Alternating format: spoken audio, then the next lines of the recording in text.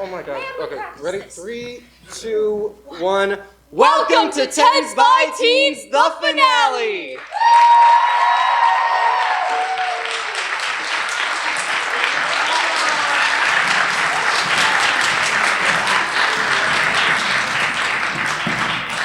We're your hosts. I'm Georgi Negovanovic. And I'm Emma White, and boy, are you guys in for a treat tonight! Ooh, speaking of treats, is it okay if I eat these? You're not actually supposed to be eating in the PAC. Dude, call time was hours ago, and you know we can't eat in costume. At least on stage, nobody can stop me. Okay, whatever. Just don't go crazy with it. As I was saying, you guys are in for a treat tonight. Tonight, you guys will be watching shows that have been written, directed, acted in, and hosted by LT students of both the past and present. Now, speaking of, are there any LT Theater or Tens by Teens alum in the audience? If so, can you stand up so we can see you? Oh, whoa, that's a lot even! Oh my god! Oh, that's a lot. Alright, well, there's a lot of you. Okay. Well, it's very nice to see you guys. Welcome back to LT. So, tonight we are going to start off with a great show called The World Is and it was written by yours truly. And as well as that, it also, Georgie, What? you're in this one, aren't you? I am? Yes. Oh, right. Oh. Now, go! Now, anyway, here is The World Is Enjoy.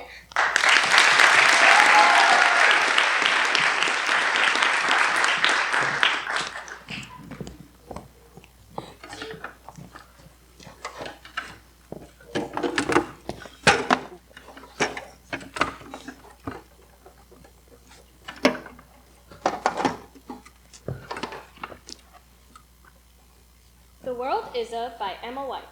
Cullen Funeral Home, 10:30 a.m. A closed casket lays center stage. Behind it, an open curtain. From stage left enters Margot, dressed in all black, and Gary, the funeral home director, dressed in a suit, a COVID-era face mask, and sunglasses. Here he is, miss. Thank you. I just can't believe it. He's in here. He shouldn't have... This isn't fair. Margot turns away from the casket and tries to hold herself together. I'm sorry. I never got to say goodbye to him. Ald, the funeral isn't for another hour. Gary exits stage left and quickly enters again within a few seconds. There was no one there. Strange. Hello? Hello? Is someone there? Anybody? Suddenly, the casket lid starts to budge. Steven sits up. He's unnaturally pale with small fangs, dressed in a navy blue suit. Yikes, it's hot in here. Can someone close the curtains, maybe? Thank you. Steven? Hi, honey. No, this isn't real. This isn't happening. You're dead. I mean, not right now, but you were. Wait, what? Relax, miss. This is very real and all completely normal. How is this normal? Because Gary takes off the mask and shades, revealing that he too has fangs. at the Cullen Funeral Home, the world is a vampire! What? Seriously? Smashing Pumpkins, hello? I understand the reference. I love Smashing Pumpkins. But you're vampires? Both of you? Yes. No way, I'm a vampire? Does that mean I could do all the cool vampire-y things like run really fast? No. Well, my last name is Cullen. There is no relation to that sparkly son of a bitch. That film got everything wrong about vampires. We don't shine in the sunlight, and we certainly can't smell people when they enter the room. That's just unprofessional. Achoo! Sorry about that. I'm congested. I can't smell anything.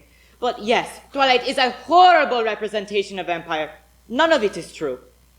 Although the garlic stereotype, that's true. 1 clove of garlic could kill us on the spot. I'm saying too much. I'm so confused. What, Steven should be dead. This is impossible. I don't remember dying. You had some undiagnosed heart disease and died in the middle of Mariana's parking lot. No. I fell asleep in the middle of a Mariano's parking lot. There's a clear difference. Now I'm stuck in this very uncomfortable casket. Why am I still in this casket? I didn't mean to scare you. I'm sorry. Wait, how am I here? Like, living again? Oh, I'm so glad you asked. See, I'm one of the few vampires in this area. My family and friends were killed by humans, so now I want revenge. When a loved one chooses to use this funeral home for their dead one, I turn their corpse into a vampire. Soon I will create enough vampires to take over the world! Say, I haven't turned a living in a while. What? Think of the benefits, especially at your age. Clear skin, nice teeth. What do you say? I need to think about it. Margot swiftly exits stage left. I should go see if she's okay. She'll be fine. And you don't want to roast in the morning sun. Noted. Isn't this wonderful? I gave you a second chance at life. Your death was pretty sad, no offense. But you're no longer worm food. Yay! Yay, man, this is so cool. I have so many questions. Ask away. Okay, but first, can we turn into vampires? Can we fly without being vampires? And what about the whole steak thing? And can we really not see ourselves in mirrors? And also, what about...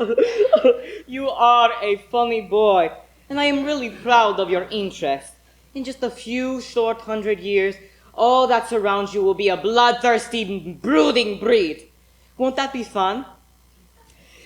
And so far, you're the most eager of my revived members of the vampire. Vampire? Vampire empire became a mouthful like garlic. Anyway, how would you like to be a main part in creating the vampire society the world has ever seen? I'm sorry, this is so off topic. Where were you born? Minneapolis? Really? Because you've got the accent, like the stereotypical one. I know, it develops over time. Trust me, boy, I am a pure-blooded American. I die for that red and white and blue. Go freedom, hoorah! Yeah, America! Oh, but imagine, soon we'll be the ultimate American vampire. With you by my side, think of the things we could do. We could make more vampires, like your girlfriend. Stephen pulls away and heads back towards the coffin. Now, hold on. You said you liked being a vampire. Yeah? So why don't you like the whole your girlfriend could be a vampire too idea? Because I don't want to hurt her. I love her. I already hurt her once by dying. Now that I'm alive again, I can't hurt her again. Love can hurt from time to time. It's all natural. And turning a human doesn't hurt them. It's like taking a nap. Do you want me to show you? No, I can't. I insist. Let me show you. Gary motions for Stephen to join him. As he does, Margot returns stage left with a plate of bread, but noticing the situation, stays silent and observes. All you have to remember is this part right here. Once you bite into the victim, they will come drowsy and not remember a thing. Come on, try it. I don't feel very comfortable doing this. You'll be an expert in no time. It takes practice. Come on, get closer. I won't bite. Before anything can happen, Margot walks into the room. Hi, boys. Listen, I've made my decision. I've decided that maybe it wouldn't be so bad to be a vampire. You're serious? Dead serious. And I was thinking we could celebrate first, so I brought these. It's bread. Stephen goes to grab a piece of the bread off the plate, but Margot swats his hand away. Babe, this is part of my plan. Don't grab any of it. Now that was a little mean. The boy prize is probably starving right now. Well, I'm not entirely hungry right now. Ah, well, more for me. Gary grabs a piece of bread and bites it. Wait a minute. What's wrong? It's your favorite, garlic bread. Oh, damn my congestion, damn my lack of smell. I should have known better. Oh, curse you both. What do you think this will do to my business? Oh, what a world! He stays motionless. After a few seconds, Margot kicks a part of Gary just to make sure he's dead. Phew. I just saved the world from an empire of wrinkly old undead people. Are you okay, hon? I'm okay for witnessing a murder. Great. Now, what do we do with the body? Oh, help me put it in that casket over there. Margot grabs Gary's feet and starts dragging him towards the casket. He's much heavier than she thought. Margot! Babe! He was gonna make the world a lot weirder than it already is, and I'm just glad that we can be together again. Forever. Or at least until I die. Which feels like forever from now. Are you gonna help me or what? You don't want to be a vampire? Of course not. I was just lying so I could get him to die. Of course you knew that, right, Stephen? Right. If all goes well, it's painless. What's that? Oh, nothing. But you are right about one thing. We are going to be together. Forever. Stephen? Stephen walks towards Margot, getting ready to bite her. She backs up into the coffin with nowhere else to go. Wait, no, Stephen! End of play.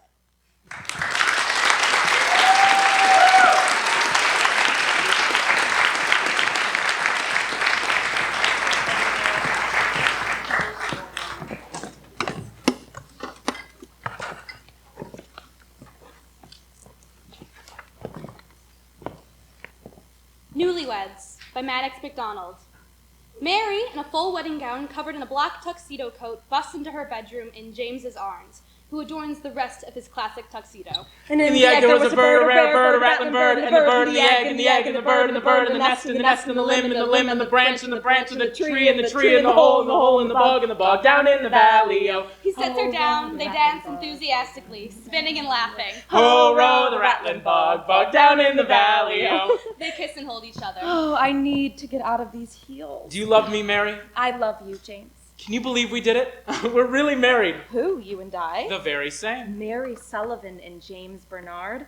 No, couldn't be. Those two? No. But Mary Bernard and James Bernard, I think those two will make it. They kiss. Now let me get my shoes off or I'll divorce you. He breaks away enthusiastically as she sits on the bed to take her heels off. I'm married! I've married the love of my life today! You'll wake the building. I've got the right. I got married today. Oh, you did? I couldn't quite hear you. Besides, I'm trying to make old Godfried upstairs jealous. And if you didn't get an invite, take it personally. Okay, you know, I married my love today too, but I don't feel the need to scream about it at a Checking her phone. 2:13 a.m. on a Sunday. She throws her phone on the bed. He sits down with her. Well, you just married me, which is not nearly as exciting as me marrying you. Oh, you understand? It is too. Have I told you how beautiful you look today? You have? No, I mean today, Sunday, past midnight. You have. But right now, in this lighting, in our home, you're in your wedding gown, you're on our bed, you're glowing. It's like you're pregnant. It's I look pregnant? sure, but no, not pregnant, but glowing like a well, you're glowing. Okay, well, take a picture. It'll last longer. I'll do that. Sure I will. Where's my phone? He hops out of bed, then pauses, disoriented, dizzy. Hey, you all right? Yeah, I just forgot to take my low iron pills and in all the excitement. But where's my phone anyway? He begins searching for it in his pockets, on the cupboards, everywhere. Well, let me know when you find it. Mary walks to the bathroom as James picks up Mary's phone from the bed. Here it is. Oh wait, no, this is yours. Well, where's yours? Here's another congrats text. Oh, who's it from? Say, do you have any friends in another time zone? Perhaps Singapore or India? No, I don't think so. Why? Who's texting congratulations at 2 a.m.? Can you see who it's from? It's Chris X? I don't... Mary, with the back of her dress unzipped, bolts to the phone, snatching it away. What was that? Chris X? Why? Oh! Yes, Chris. Friend from work. Oh, all right. Just friend from work is all. Why didn't you invite him? To our wedding? Well, he's in India, like I said. He's with his wife on vacation, so wouldn't have been able to make it. Forgot. Well, tell him I say have a nice trip. Sure, I will. But for now, just sit down. Let me get the picture on your phone. James, I'm half out of my dress. Do we have to? You only get married once. Yeah, you're right. She hands it to him. He snatches it and preps the photo, a director's eye. Just to make sure I look good. Oh, you don't need me to make you look good. Oh. But all right, lean a little to the left. And cheese. Thank you very much. That'll be $18.50. Satisfied? I'll say. Mary reaches to grab her phone from James, but he walks away. James, my phone. I'll plug it in for you. Okay, thanks, hon. On her way to the bathroom, she peers over her shoulder. James is plugging in her phone by the bed. James then looks over his shoulder to see Mary closing the door. He begins frantically looking through the phone. Huh. Now, why would she delete her entire text history? Who are you, Chris X? He unplugs her phone and bolts over to a small laptop on a desk, opening it up. He goes on LinkedIn and begins typing. 702-492-0385. James finds him. He scrolls, looking over his profile, eventually finding a mind-altering photo. He steams out of the room, throwing the door shut. James? What was that? She turns and sees his open computer. He knows. Oh, no, James. Look, She walks towards the door and reaches for the handle, but just as she's about to grab hold, it swings open as James flies back in with a vengeance. A friend from work? Is that who he is? Is it Chris X? And he's in India, too. Of course. With his wife. Or, no, not with his wife, is he? Because his wife is right here in my bed. It must be just agonizing being her husband. She's in bed with another man. You're my husband. Well, it appears a much less exclusive club than I previously imagined. You were never supposed to find that out. I mean, really, it meant nothing. Nothing? Well, I'm so happy to hear that marriage means nothing to you. That really bodes well for the two of us, don't you think? I just needed my green card after I moved from Canada. That's all. You're an open book, Mary Sullivan, aren't you? It's Mary Bernard now. An open book. That's what you always said to me. I'm an open book, James. You can read me like a book. I guess you just let me win at poker because you're the bluffer of the century, huh? No, I'm no good at poker. This isn't about poker. You lied to me for 4 years. I'm a second husband. I don't want to be a second husband. I want to be your first husband. I'm sorry. I want to be your first husband. And it's not so much that you had a husband. That doesn't really bother me too much. It's that you never told me, for better or worse, for richer, for poorer, in sickness and in health. Why didn't you tell me? Really, Mary, why didn't you tell me? What is it? Did you still love him or something? No, I thought you'd be mad at me. I am mad at you. Well, I was embarrassed, so I didn't tell you. And then, we got really deep into the relationship so that I couldn't tell you. And it got really out of control. And I'm really sorry. It was just for a green card, honestly. Feist, Mary, And it was feist. COVID. It was COVID. And I just graduated Kenyan. And my student visa was expiring. And I was going to have to go back to Ottawa. And he really, really, really liked me. So I married him. That's it. Swear. Did you love him? No. No, I didn't. Did he love you? I don't know. Maybe. Did you tell him that you loved him? I had to, for my green card. No, and all no. James slowly crumples to the ground. He gets into a ball as small as he can make himself on his side. It's as if he squeezes into himself hard enough, he'll disappear completely. James, I had to. And I love you, really, James. I really, really love you, and I should have told you, and I should have just, come on, get up, hon. I'm so sorry. I'm sorry. James begins shaking. Stop that. Sit up, James. I'm sorry. James, you need to breathe. James, come on. She grabs an orange pill bottle from the bathroom and brings it to him. He continues shaking, more violently now. She joins him on the ground. Take your iron pills. James, please. Stop. Come on. You need to take these, James. Please, just take them. Stop! James, I'm sorry. I should have told you, and I should have told you I love you. I love you so much, and I should have told you. Just please forgive me, James. I love you so much. Please. Why would I believe you? I'm so sorry. I should have told you. Why would I believe you? I love you. I love you so much. Please. He jolts to his feet. That's exactly what you said to him! You lied! He becomes lost, dizzy, disoriented. But this time, quickly, it becomes too much. He topples to the ground, unconscious. James! No, James! She freezes. She heads to his computer, deleting some tabs, then closing the screen. She clears some things from her phone, then jumps to his aid. Okay. James, wake up! He begins to drift away. James, wake up, come on. Oh. Mary? Oh, what happened? Oh, my head. She runs from the bathroom and brings out a glass of water. Take these. Feeding him the pills. You fainted. You didn't take your pills. I fainted? Yeah. You didn't take your pills and you stood up too fast. Do you remember what you were doing?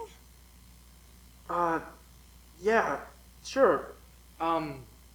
We came in, and then I checked my computer for some reason, and then it gets all blurry. I don't know. Did we fight? I remember screaming something. Fight? No. What fight? I mean, it's our wedding day. We love each other. That's right. That's right. I married my wife today. Do you love me? I love you more than anything, Mary. I love you too. Now let's get into something more comfortable. Come on. He hobbles away, holding his head. Say, do you know a Chris X from anywhere? Chris X? Doesn't sound familiar. Why? No reason. End of play.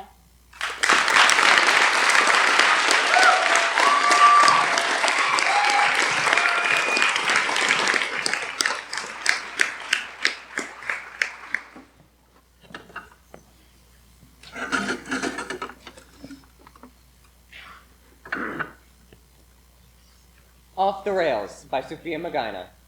Early morning, March 1st, 1994. We are at a train station heading to New York. Whistles, announcements, and wind fill the air. On a bench is Gloria, a 32-year-old woman sitting anxiously on the edge. She stares at her black flats, holding a green box with a bow. A 36-year-old man runs toward her with a thin briefcase in his hands. He wears a loose suit with a messy tie. Running late, he is panting. He sits a little too close to Gloria. What time is it? Hello, do you know what time it is? Oh, sorry. It's 7:51. 9 minutes early, let's go! What? It's a big day at the office today.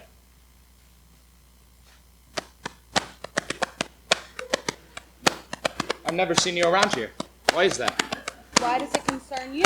Well, I'm of no concern, simply curiosity. Well, keep your nose out of it. Well, I didn't mean to offend you. No, you didn't. I'm sorry. I'm just stressed this morning. What for? None of your business?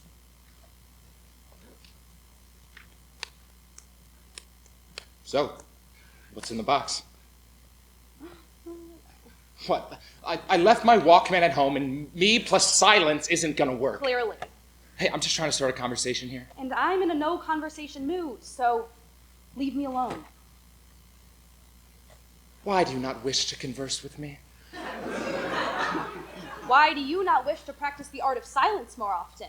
Hey, what's your deal? I mean, you don't even know my name. Names are silly. What's the point? They only provide attachment. Come on, you don't even know me. I know that you're a grown man who regularly brings a Walkman to work. What's that supposed to mean? That you're immature. In addition, your tie is backwards and your fly is down. Sorry. No, it's fine. I'm sorry. I shouldn't be criticizing someone I just met. My apologies. I'm just very anxious for today. Apology accepted. Gloria. Gloria!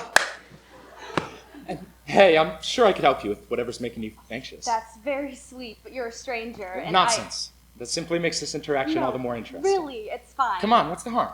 Hit me. Fine. If you must know, I have an interview today. Oh? Well, a woman who appears as professional as you do shouldn't be so nervous for a silly old thing. Oh, and what would a man who looks as, professional as you do to help me? Believe it or not, I really am good at this kind of stuff. Tell me about the position you're applying for. Okay. I'm applying to be an accountant at a law firm, J&M Wilson Law Firm. I don't know whether I'm applying to assist the J or the M, but either way, I feel like I'm gonna puke. It's all right. You got this. You just gotta loosen up. Here, talk to me like I'm the interviewer. Hi, I'm Gloria Marquez. I'm here for the accounting position, and I'm ready to be put to work. Oh, Gloria, slow down. You're off the rails. You don't want to scare the guy off enough. Play it cool and be yourself. But this is myself. Okay, just kick back. You seem old enough for this to not be your first interview? It's not. Then what are you so nervous for? This job is different. I need it. Okay, what's your work experience then? Well, I babysat since I was 14 years old, and I started my part-time job as a waitress my senior year. I was a finance intern during college at Fordham University, and then after I graduated, I became a payroll administrator, but recently, well, I've just been considering working more within my high school plan, you know, putting my degree, my finance and accounting courses to good use. And I work at a coffee shop on the side. Okay, great. Now, let's try this in again, but with 10 times more confidence. Then you're destined to land the job. That's silly. What does confidence have to do with the qualifications? Everything.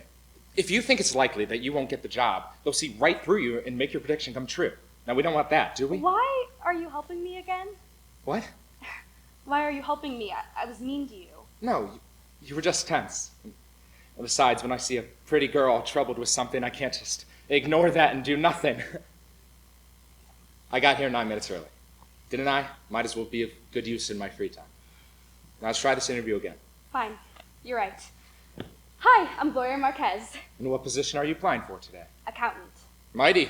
That is a competitive one. Hey, he wouldn't say that. But he might. And you need to be prepared in case he does. Now quit fussing and stay with me here. Gloria Marquez. Ah, very impressive. Good grades. Let me ask you, what's your greatest weakness as an employee? Probably that I can't stay focused on one thing for too long. I often find myself getting bored of one task before I even finish it, and then I move on to another one. But I actually found that this setback makes me a great multitasker. I mean, how could I ever get bored of cleaning my closet if I can just watch this week's The Nanny episode at the same time? See? That's it. You're being yourself. Nothing worse than the guy who says his greatest weakness is working too hard. Oh, yeah, or that he works well under pressure.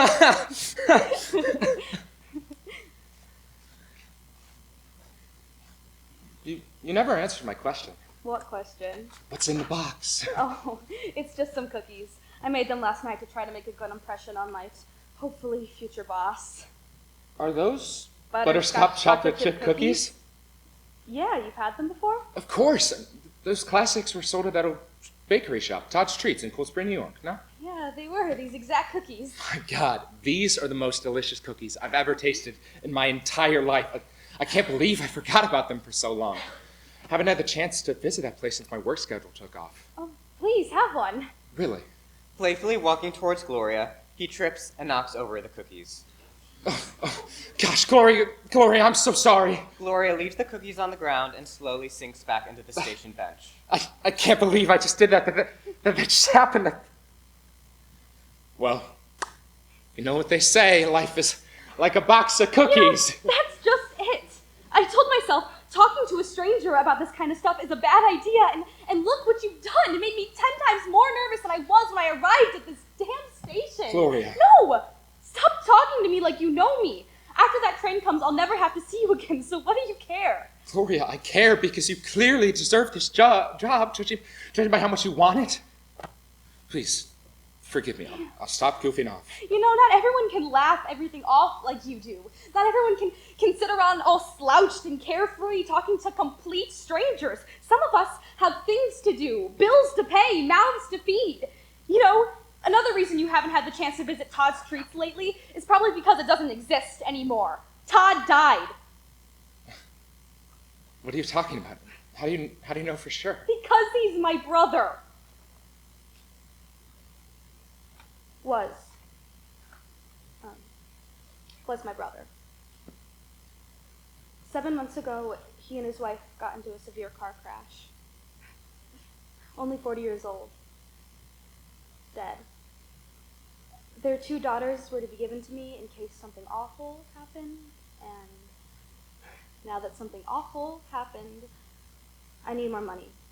Fast. If the girls had to sell half of their possessions and the other kids are starting to notice, and well, you know how kids can be about that kind of stuff. You see, I'm not just taking care of myself anymore. There's 3 of us now. The second I took them in, I knew my life was no longer my own. I miss my brother more than ever, but I don't know if I'm ready to be a mother figure to his children. I love my nieces to death. I do, but I'm not ready for this. I'm not ready. I'm not.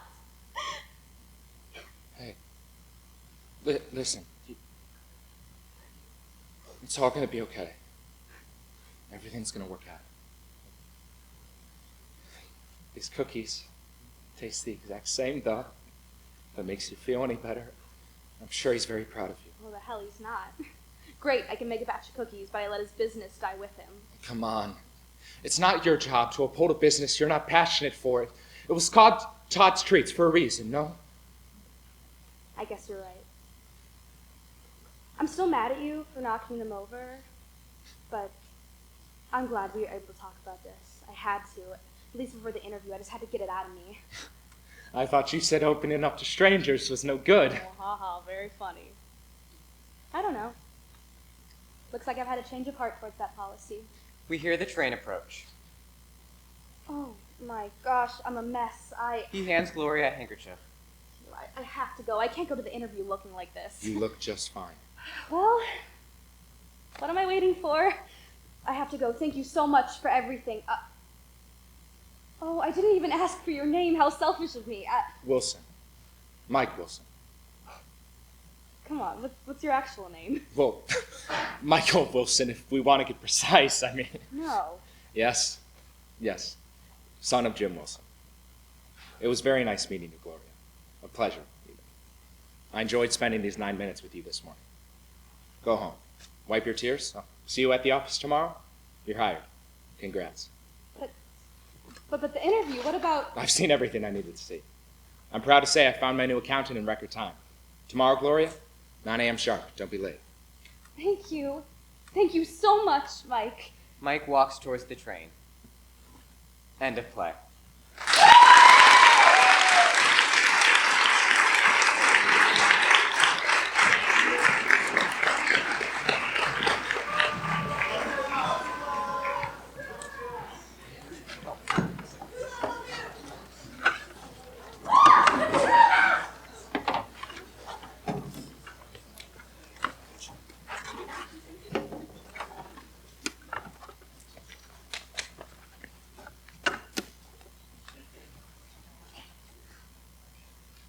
Sharks, Dolphins, Hurricanes by Dan Devine.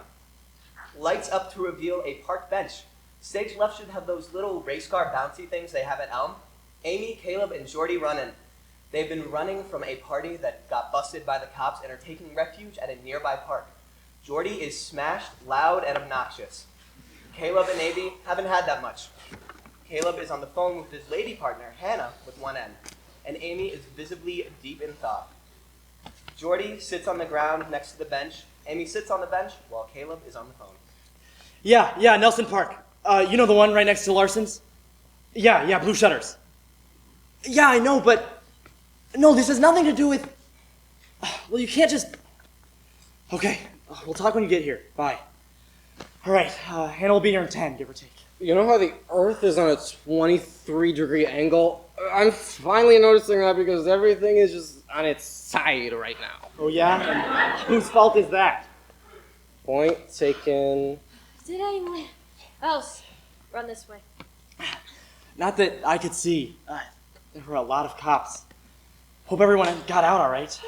Lady and Caleb, I beseech unto you the most humble Jordy, a.k.a. me.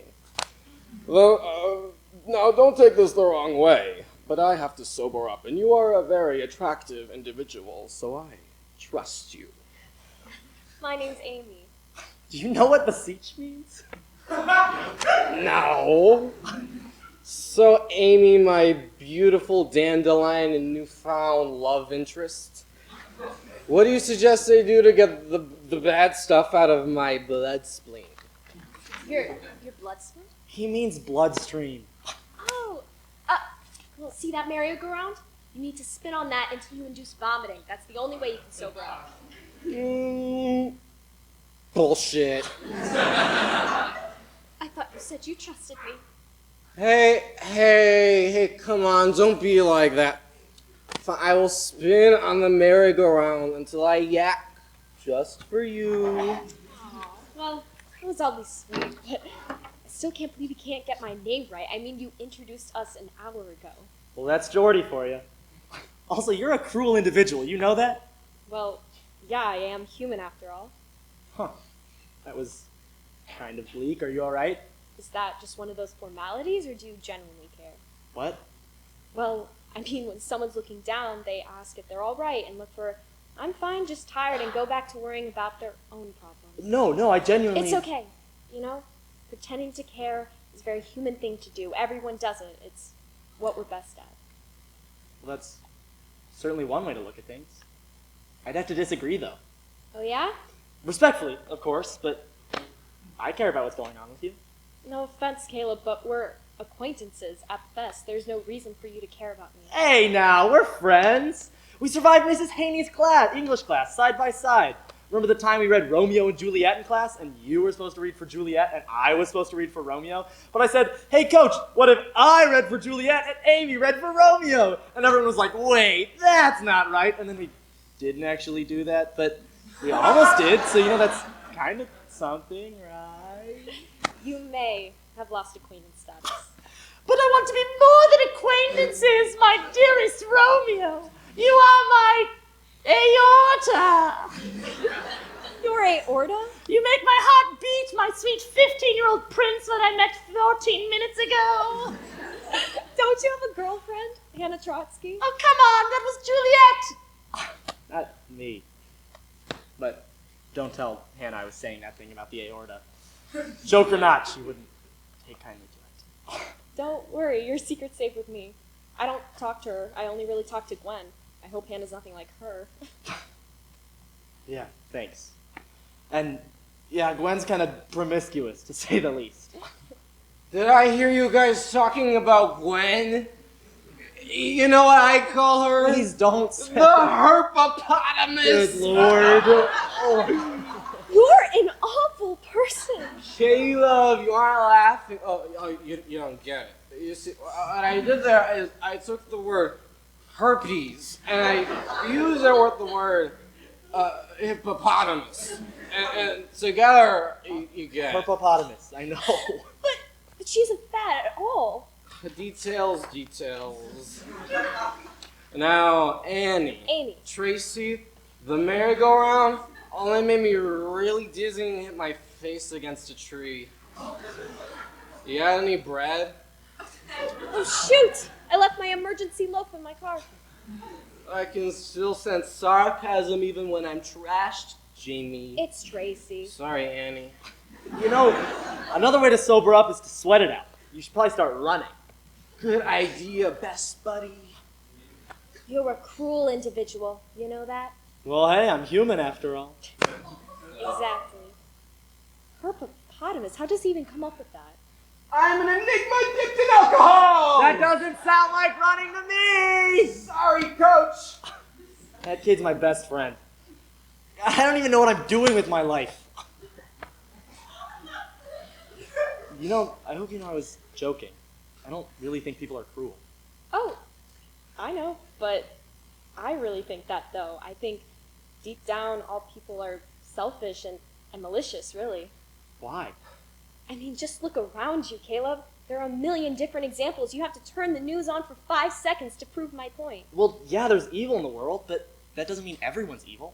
Some of us are better at hiding it. I mean, think about it. We only stop ourselves from, say, robbing a store because of the punishment. Even still, people get robbed every day. I know I wouldn't rob a store due to the fact that I could never just take from someone else, Also, the recession forced me to sell my ski masks and zip ties, so I don't have the resources either. Okay, fine. You can't rob someone face to face. What if you walk into the store, see that all the security cameras are disabled, no one's in the store, and there's a fat wad of cash waiting for you on the counter, and there's no way you can get caught? Are you saying you wouldn't take it? Exactly. Okay, but how about this scenario? You're walking down the street, and this guy comes up to you, and he's like, "Do you want $100? And you're like, "Hells yeah, stranger, I trust you because this is just a scenario and not real life." And he's like, "Bitchin', but there's a catch." And you're like, "All right, shoot." And he says, "You have to club this baby seal to death." And lo and behold, there's a baby seal looking up at you going, "Arr, arr, arr, arr." And you have a big old spiked club in your hand because, hey, if that's what you're into, fine by me. And I'm not judging, except I kind of am, you pervert. What do? What? Of course I'm not gonna club the baby seal. Why? It's $100. Money's money. I'm not gonna kill a seal. Why do you care? You're selfish and cruel, just like everyone else. Did you call me a pervert? Okay, good news and bad news. The good news is that I finally threw up. Woo! The bad news is that the bush I threw up in kind of looked like a face. Now, I'm no Bible thumper, but that has got to be some sort of sign from above, like divine intervention or something, So should I do some sort of penance? I'm sure you're fine. Okay, cool, I'm gonna fall asleep on the slide. Wait a minute, Jordy. Settle a bet. Do you think people are inherently good or inherently bad? Easy one. I don't. Pardon? Are you kidding me? People are just straight up crazy. Like, batshit crazy. I should have known you wouldn't give a serious answer. I'm not trying to be funny. People are just crazy. The weirdos and freaks of society are just being honest, you know? How about you go fall asleep on the slide? How about you go take a hearty swig of my foamy ass? You should get some sleep. I just remembered that throwing up doesn't sober you up. It's getting some sleep. You should sleep it off. Did anyone ever tell you your face was crafted by Aphrodite? Go get some sleep. Good call, future lover. What a guy. But he's a perfect example. He isn't complimenting me to make me feel good about myself. It's so he can get a little action. That's all relationships are. Mutual manipulation. Once one person isn't getting anything out of the relationship, they'll dump the other one like last week's takeout. Well, that's a load of bow jive. What? People are in shitty relationships all the time. Like you? I never said that. Oh, come on. You were totally talking about yourself. Okay, hypothetically speaking, if you were right about me, then that'd be a point for my side. If I didn't like Hannah, which I do, then I wouldn't break up with her because it would hurt her. Oh, you're just scared she'll try to murder you. Okay, she wouldn't murder me. She wouldn't. Yeah, she definitely wouldn't. Probably. Well, I'm convinced. Okay, fine. We've hit a bit of a rough patch, so to speak, but I care about her, and we're gonna work on it, like people do. What do you have to work out? I'm not at liberty to discuss. I thought we were friends. We are! Okay, fine. Then let's hear it. First, you have to say it. What? That we're friends. Okay, fine. And also, you think I'm beautiful, like a stallion, or a condor! Okay, come on. Nope, you gotta say it. Fine. We're friends. And you're kinda cute. Pretty sure I said beautiful like a stallion or a condor, Well, I'm not a liar. but then that means... You have to tell me what's wrong in paradise. Yes, Caleb, you're very correct. Okay, fine. Well, Hannah gets a little controlling. How so? Like, this is the first time in a month I've hung out with my friends. What? Well, she doesn't really like me going out with my friends. She's not very fond of them for whatever reason. Guys, the guy who plays Sam in Lord of the Rings also plays Mikey from the Goonies. He loves adventure! Yeah, I'm not gonna touch that. But it sounds to me that she likes having control. Okay, that's not true. Actually, that might be true. And right when she can't have control over you, she'll find someone she can. Okay? That's how it works. You're wrong, Amy. She's got good intentions. She cares about me. Though sometimes she may not show it. A lot of the time, really. Yeah, that sounds like you're dating the wrong girl. You don't know her. You hear things through the grapevine about people. Like how mean she is to you. Okay, well, despite the rumors that aren't true, Liar. it'd be more trouble than it's worth to break up with her, so I'll just wait until college separates us and move on with my life. Look, I don't want to try to pry too deep, but I'll say this. You're a good-looking guy. Would you say I'm like a stallion with the wings of a condor? Not even close, but the looks are definitely there. And even though you're a little oblivious, you fooled yourself enough to see good in others and yourself, so really do what makes you happy. I win. What? What did you gain from telling me that? Nothing. You did that because you care about my well-being. Ha! I win! No, you don't. Yeah, I do. What if I had ulterior motives? Oh yeah, like what? Like this! She then kisses Caleb before he has time to react. Caleb's hands are in the air because he does not know what to do. What the hell? Did you just kiss me to prove a point? No, I don't know what came over me. I'm sorry, I just wanted to. What? Why? Well, obviously I'm attracted to you. That doesn't mean you can go around kissing people left and right. Did you stop to think maybe I didn't want to kiss you seeing as I have a girlfriend? Oh no, I have a girlfriend. You could have broken away. It wasn't exactly a short kiss. Look, I'm sorry. What is Hannah gonna say? Oh man, she's gonna kill me. Yeah, where it was sent to be, get it off, get it off! You guys, you will not believe what I just found crawling all over me. Was it a centipede? There you guys are. What the hell? Approach you to the spot at the park business parking lot in the playground? What are you guys, 9? And hello to you too. Who's the sass? So I'm giving her a ride? Me? Oh no, I'll walk. All by yourself? Well, that's really dumb. No. No, really, I'm fine. I'll walk you home, Lacey. You really are awful with names. Amy, I need to talk to you in private as well. What about? If you knew, it wouldn't be private.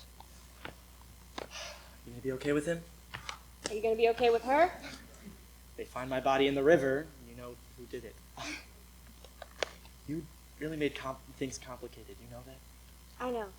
Again, I'm sorry. Yeah. All right, Jordy, let's get walking. Dude, you know how I keep on getting her name wrong? It's all a game, dude. Chicks love being neglected. The whole hard to get thing is tried and true. So it's actually worked for you? Well, no. But this is different. Tracy is like putty in my hand. You're crazy. So are you. So is she. And her, actually, especially her, but you know what I'm saying. I sure do. Go get her, Romeo. Or Juliet. Can't really tell the difference. Yeah, now who's the crazy one? He exits stage right. Hannah and Caleb exit stage left, leaving Amy alone on the stage. I win. She exits. End of play.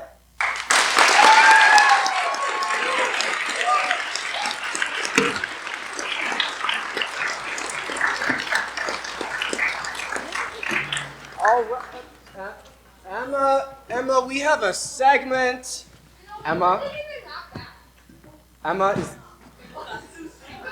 is that sushi? Dude, no sushi. Says our producer. Oh my God, he's gone. Oh no. Well, I gotta choose really fast. Where is he? I don't know. What did you do with all the other food? I put it in the freezer. The popsicles? Yeah? You put the popsicles in the broken green room freezer. Yes, I did. The one that's broken. Yeah? In the green room. It's not broken.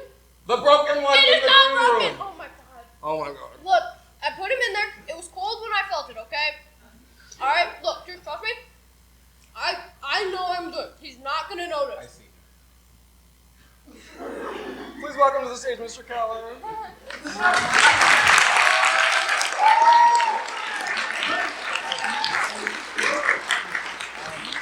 I just found out tonight that Dan Devine, who wrote that last play, and what year was that, Dan?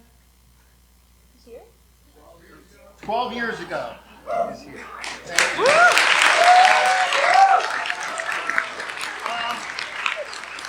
This will make sense shortly. Is my Mr. Yesterday here? I am. Could you please come up on stage?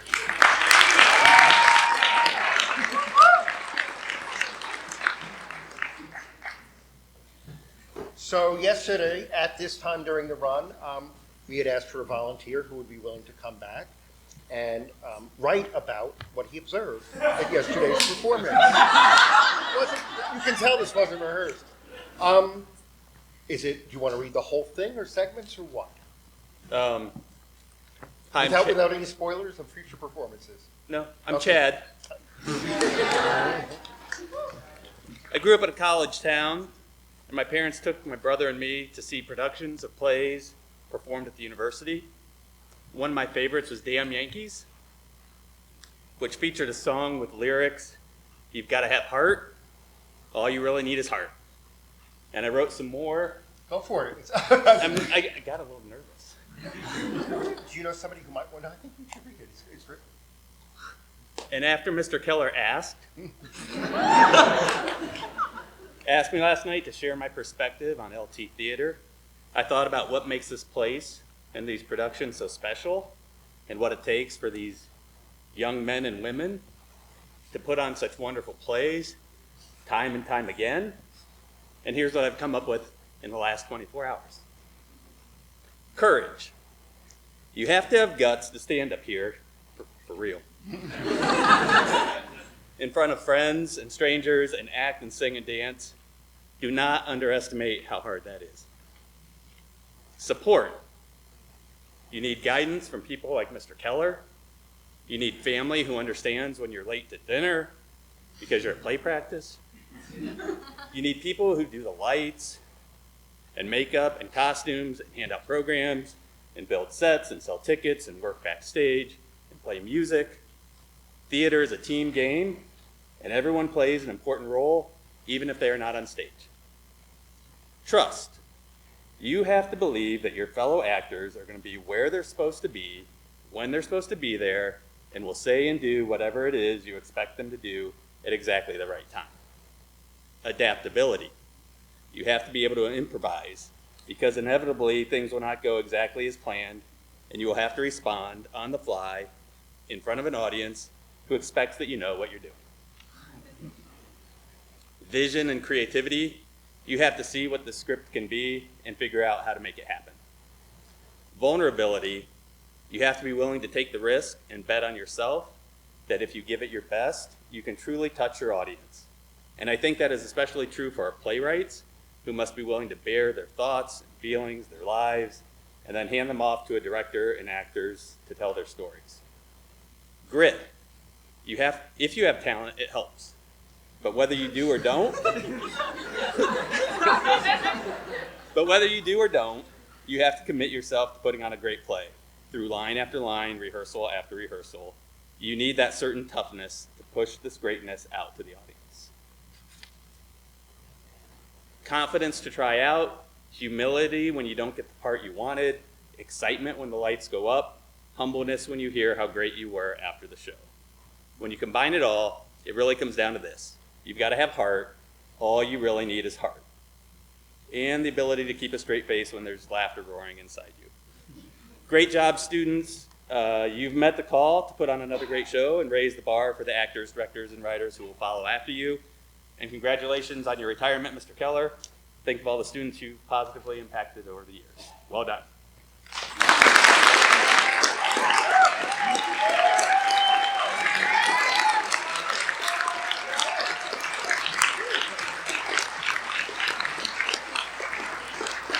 So now, I need a person tomorrow. I need somebody that is willing to come back tomorrow and add an entry to this book that they will share with tomorrow's audience. Is there anybody in the audience? Oh, please, you can come up on stage.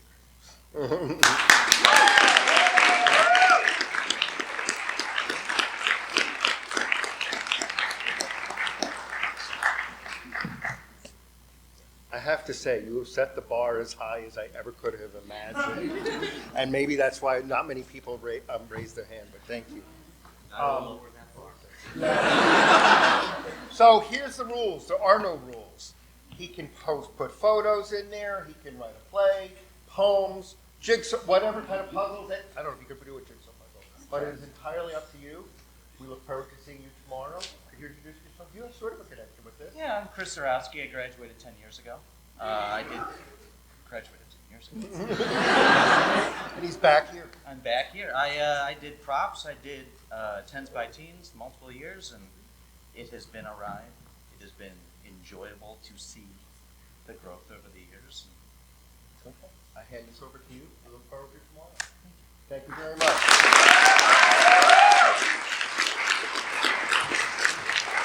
We have one more play before intermission. That next play, I will be directing. And it is But I'm a Superhero by Alicia Beale.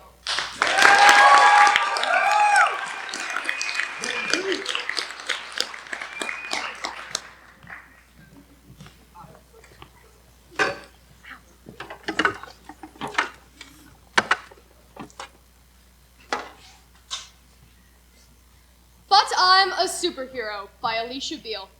The lights are off and there is a living room set up on the stage. You can see the outline of a woman, Darcy, age 42, sitting on the couch. Suddenly, her son Jack, age 15, walks in wearing a bright blue and black costume with a huge J on his chest. Suddenly, Darcy turns on a lamp and a dim light illuminates the stage. Where have you been? Do you know what time it is? No. It's almost 2. What makes you think it's okay to sneak out and come at home at 2 in the morning? And I know this isn't even the first time. Mom, I promise, I can explain. Okay, what's your excuse? I was out with friends, that's what I was doing. Oh yeah? Which friends? Luke and Alex, yeah, you know, my bros. Okay. So if I called their moms right now, would they tell me that their sons also came home at this ridiculous time too? Or would they say that their sons are sleeping comfortably in their rooms? Or would they even answer the phone? Because they don't have to stay up hours worrying and waiting for their son to come home. Mom, I promise, I've good reason to be out this late. Trust me. Trust you? How do you possibly expect me to trust you after this? I would tell you, but I can't. Because it's a secret. Oh, I'm sorry. I didn't realize it was a secret. My bad. All is forgiven. Mom. I don't care what it is, you're grounded. What? No, you can't ground me. Of course I can. It's one of the powers I was graced with when I became your mother. Also, what are you wearing? You look ridiculous. What do you mean? It's cool. Come on, Jack. What are you doing? I know what you've been up to. Sneaking out late at night, going around doing God knows what, because you think you're some kind of superhero. What? No, Mom. You're crazy. I have no clue what you're talking about. Don't lie to your mother. You got it all wrong. Jack, seriously. I would never do I'm that. not stupid, Jack. How did you know? Well, maybe it's the silly costume you're wearing, the concerning phone calls I've gotten from neighbors, or the bug bite incident. Fine, you might have got me. Might have. Okay, I guess you caught me. But listen, it's very important that you don't tell anyone. Oh, don't worry about that. I just hope the moms in my Facebook group don't get a hold of this. I would never hear the end of it. Thank you, thank you. It's very important that my secret identity doesn't get revealed. Your secret identity? Yes, no one can know. Well, I agree on that. But I don't think for the same reason. You don't seriously think you're going to continue doing this? Yeah, I have to. You have to? Yes. You don't have to and you're not going to. You don't understand, Mom. I have to save the city. Save the city? Do you hear yourself? I know he didn't raise an idiot for his son. I'm not an idiot. I'm a superhero. And it's my duty as a superhero to save the city. Superhero. Jack, what are you talking about? You're a 15-year-old boy. It's not your duty to save the city. It's your duty to go to school or do your chores. Mom, no, you don't get it. Don't get what? What are your qualifications to be a superhero? I can't think of any superhero who runs a 15-minute mile.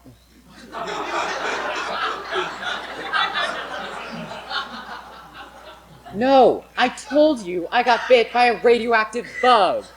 Honey, a cockroach in your biology class does not count as radioactive. It was, though.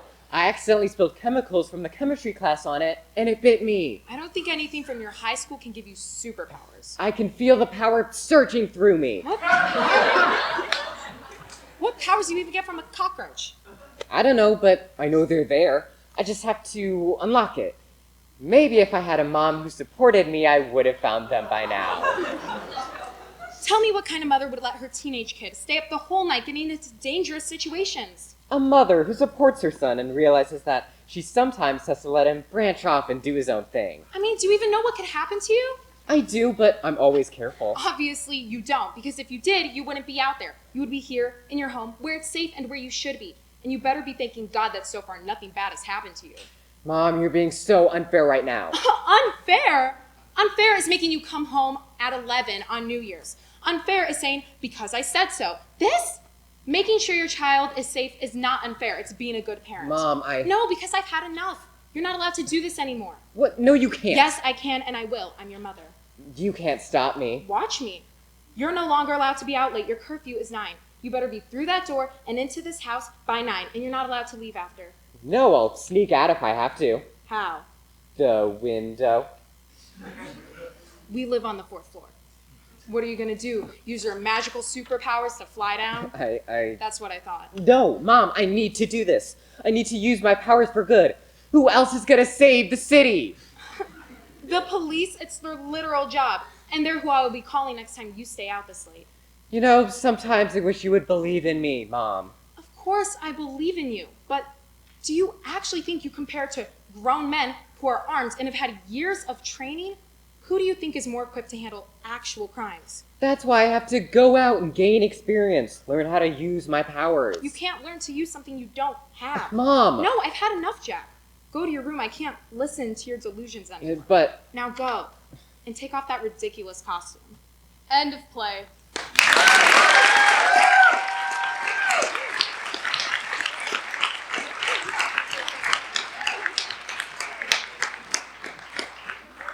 Didn't everybody want to be a superhero when they were growing up? I know I sure did. And while we can't actually be superheroes, I know there are heroes in my own life. For example, my parents. They're right over there. Hi. But as I was saying, my parents are my superheroes. In the green room is broken. George, what do you... George, George, Emma, George, Emmett. what? No, get Brit. I meant Emma. Are you serious? I'm serious. Oh my gosh. Folks, I'm so sorry. The freezer melted our popsicles, and all that's left are the sticks. So, we are going to take a quick little break. You guys can stand up, use the bathroom if you need to, or you can go down the hall and see the LT Student Art Show, which, by the way, there's so many cool pieces of art. Please go check it out. So, we will be back. We gotta clean up, so we will be back. I promise, I can get you anything you want, man. Yeah. All right, chicken nuggets, let's go. Enjoy your intermission.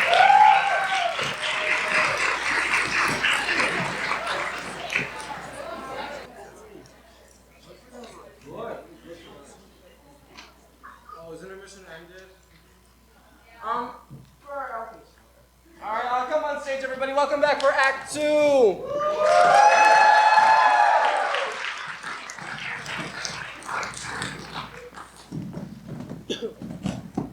All right, excuse me. For this next segment, I need Emma again, but she told me she was going to take a quick bathroom break, so she should be back any moment now. Any moment now. Emma. You know what? You want to be my host real quick? Just come right up on stage. I'm so sorry, I'm late. Emma, what the hell? Sorry, I had to take a bathroom break, and the line was so long. Well, there's only one thing that could cheer me up, and that would be trivia. That's right. So, in this lovely bowl here, you guys have all written your names, and we are going to choose one name out of this bowl, and we are going to ask said person a trivia question about past Tens by Teens shows. If you get the question correct, you win this commemorative Tens by Teens mug! And if you don't win, we have a consolation prize of a dum-dum. So, let's get this going. I'm gonna get out 2 of these for now. Can we have a drum roll, please, for our first trivia person? Madeline Morris. Can we get Where someone? is that? Can someone raise their Madeline hand? Morris. Can- Oh, hi. All right, we are gonna ask you your question from up here. All right, so before she wrote Walls, the last play of tonight's performance, Annika Merle wrote Superman's Day Off. This is the only play in the history of Tens by Teens to feature which of the following theatrical conventions? A, an original song, B, puppets, or C, an action figure flying over the heads of the audience. Hey!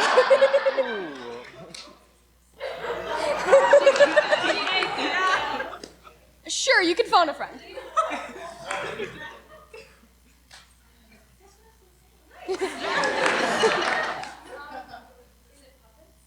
Keller? That is correct.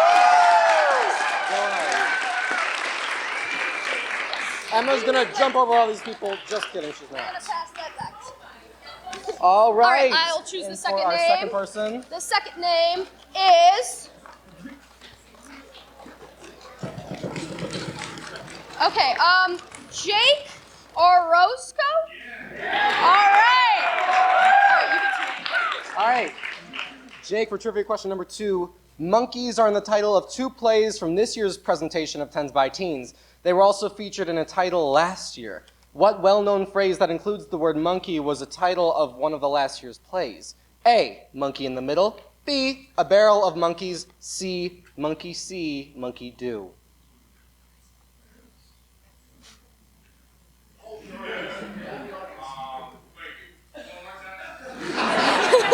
The whole question or just... Okay, A. Monkey in the middle. Or B, a barrel of monkeys, or C, monkey see, monkey do. I'll go with C. Monkey see, monkey do, Mr. Keller. He was here last year.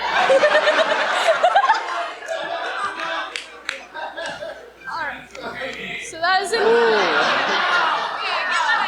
Sorry, I think that moves on to another All right, which means we have to choose somebody else God, to I wonder answer what the answer is. same question.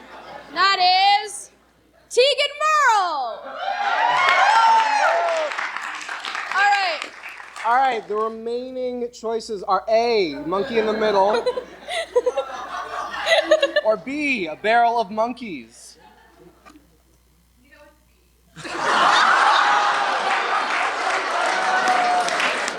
Mr. Keller, B, a barrel of monkeys. We going for a growth mindset?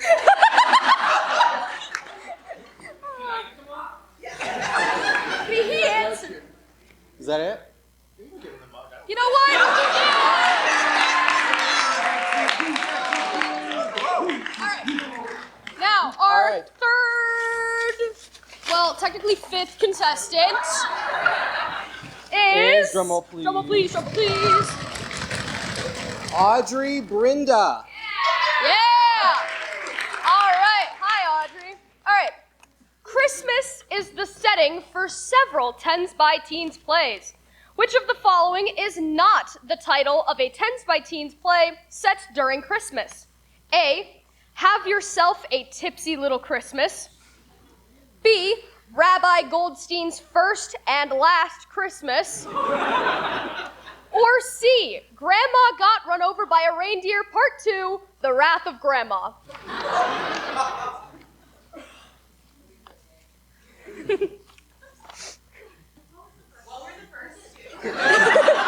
So, A was Have Yourself a Tipsy Little Christmas, and B was Rabbi Goldstein's First and Last Christmas.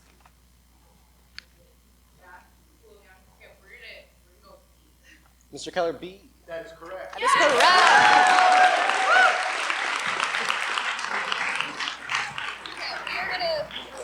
We should do the pass back lift again. So if you could All right, or just... All right, and for our fourth and final trivia question... Drumroll, please. I think I said final for third, but I was lying. Chris Zarowski with a question mark? I wasn't sure if that was a real person. All right. All right, number 4. Sharks, Dolphins, and Hurricanes is one of a handful of plays that was accepted into the Blank Theater in Hollywood's Young Playwrights Festival. But the producers hated the title and requested the author, Dan Devine, change it. What new title did they eventually settle on? A, Sharks, B, She Wins, or C, Inherently Ambiguous?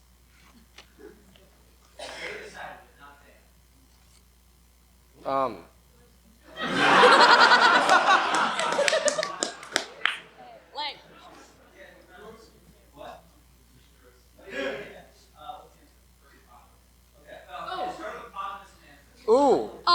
Was that it? No. No. It's not herpetopotamus. I'm afraid our contestant... One of those three. One of the three. There's no herpopotamus. That was a weird sentence.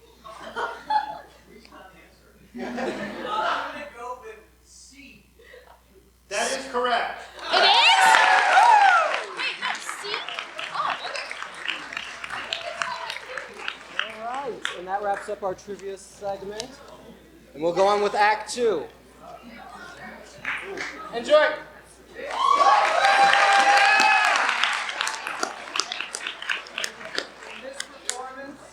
Jayla Morgan is going to be performing in OC, short for Original Comedy.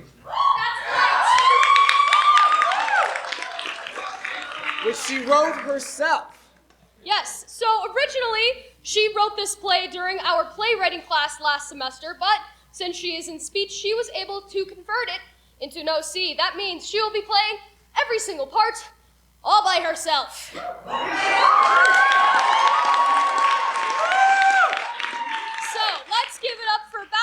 Break by Jayla Morgan. Enjoy.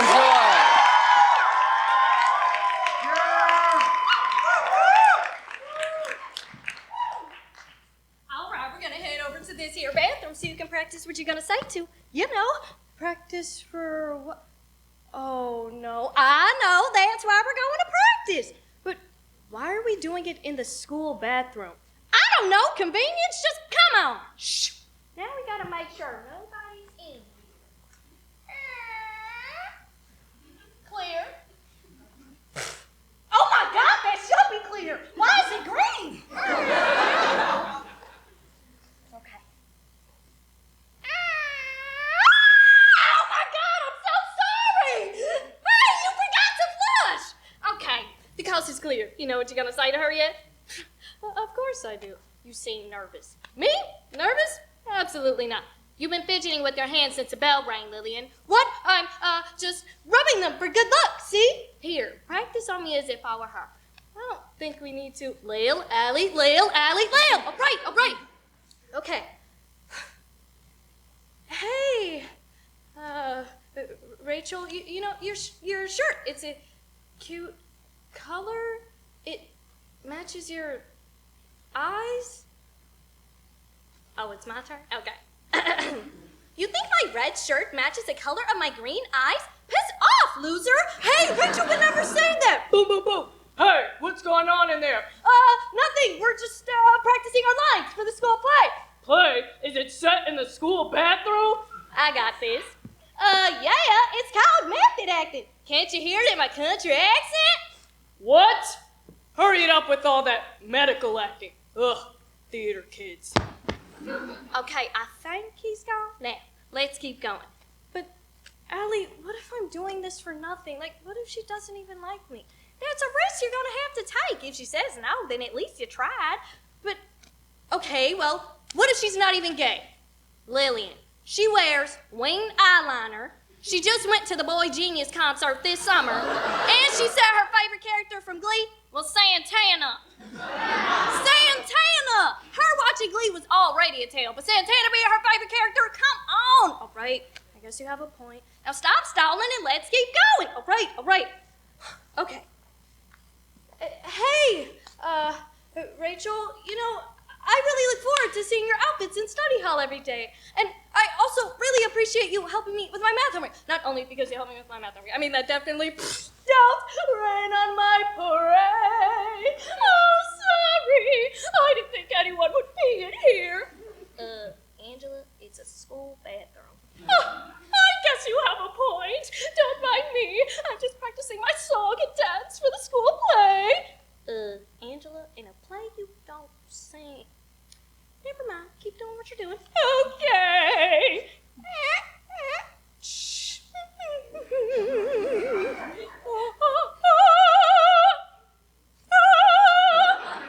Really?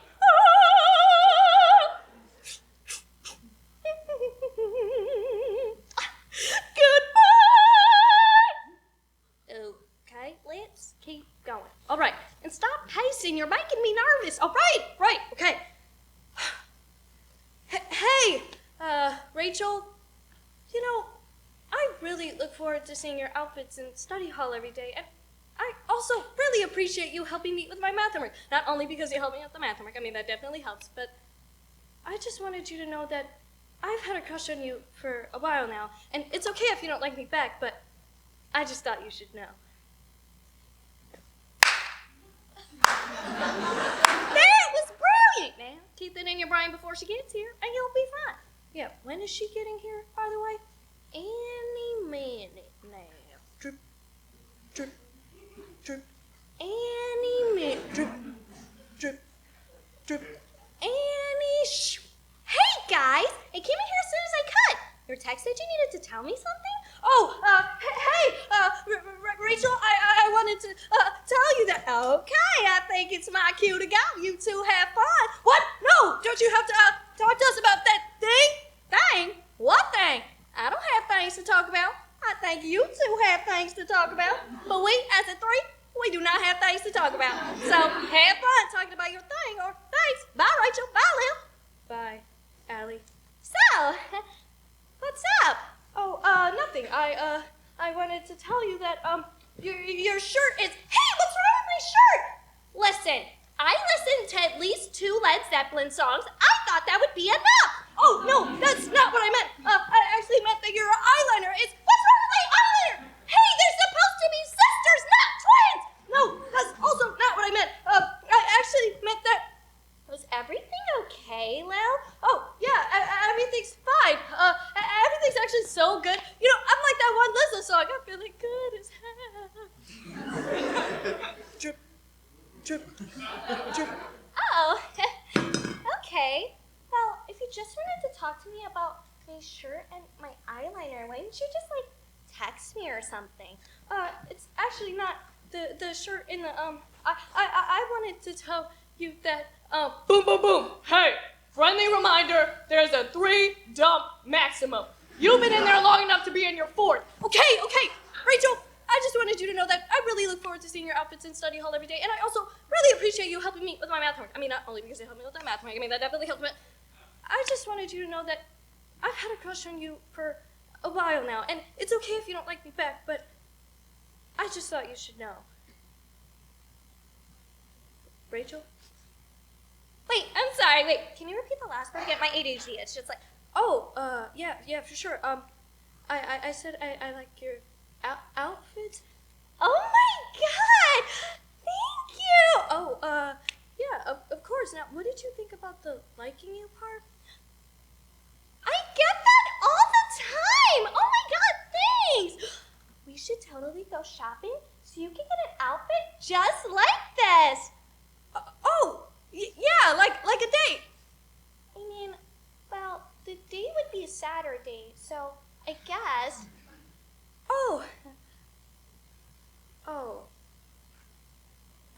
Okay. Well, I'll see you then.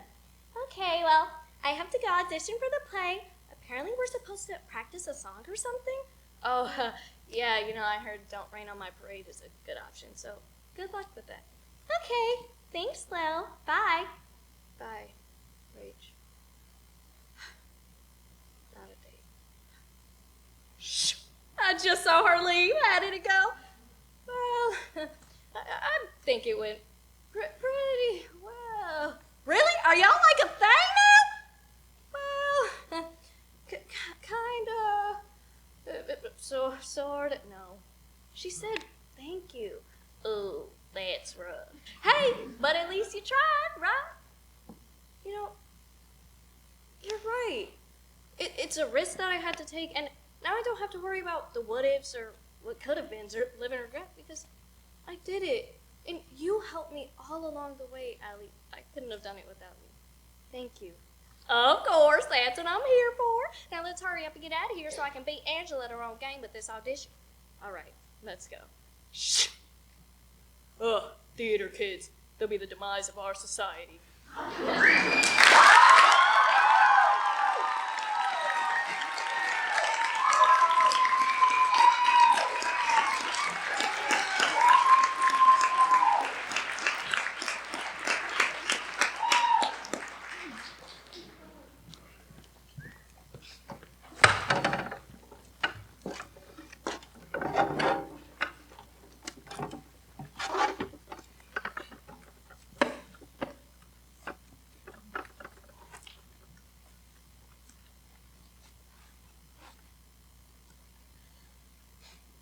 Feed My Eyes by Logan Baffico. A park bench near a playground, 11:06 p.m. While normally full of chaos and noise, it is much too late for anyone to be out. The stage is dimly lit while only a street lamp is casting light.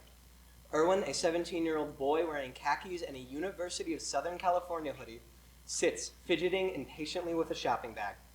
Ava, a 17-year-old girl wearing jeans and an oversized butterfly sweater, urgently rushes in. Jesus, sorry I'm late. 6 minutes behind. I was about to call you. Haha, very funny. I was just taking care of stuff. You're with your boyfriend, weren't you? Caught red-handed. The jury will go easy on you this time. At least you showed up. Look, I'm sorry again about last time. I honestly fell asleep. It was a really long day with... I called you 8 times. You nearly froze my ass off. I left before it became part of the bench. I said I was sorry. It's all right. I forgive you. What's in the bag? A box. And what's in the box? That's the thing. I don't know. I figure for this weekly session of Erwin and Ava try not to look like drug dealers or Rama, we could try and open it together. Come on, man, cut it out. It's 11 o'clock. No one's out anyways. Touche. I wouldn't buy Coke from someone wearing a butterfly sweater anyways. Could you knock it off? Okay, so let's open up the box. That's what she said. Oh my god, are you always this annoying? I'm sure you already have an answer. Whatever, just take it out. Let me see it. That's... Don't. Okay. Here it is. Behold the box. Erwin removes the box from his bag. It's the most beautiful thing that they have ever seen. It's the size of a Christmas ornament and a deep royal purple with gold interlaced patterns detailing the corners. How'd you get this? Found it in the attic. I was looking for that picture of my granddad, but I found this instead. I've never seen it before, but I knew you like it. Cool, right? Yeah, it's really stunning. You don't know how to open it? No. It's like one of those puzzle boxes or something. I can't find a latch or anything. It might be hidden. Here, let me feel around.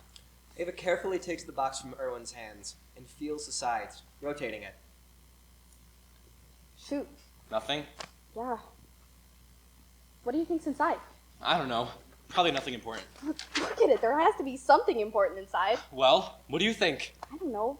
Maybe an old artifact or something. Something that I could sell or just keep. Yeah, right. Like you'd be the one to keep it. I'm gonna be the one to open the box. Finders keepers. Yeah, but it's my box. Who cares? I care. I wanted to do this together, but if you're just gonna lay claim to what I brought you, I should at least get a cut. Theoretically, you're nothing but a middleman. And besides, I actually have stuff I'm saving up for. You, on the other hand, will probably just piss away whatever money we can get away with on Pokemon cards and porn subscriptions. First of all, Pokemon cards are a great investment. Secondly, what the hell could you be saving up for? Your college is pretty much taken care of because you're a big art scholarship, and your parents pay for everything you could possibly need. What else is so important to you that they won't pay for? Oh.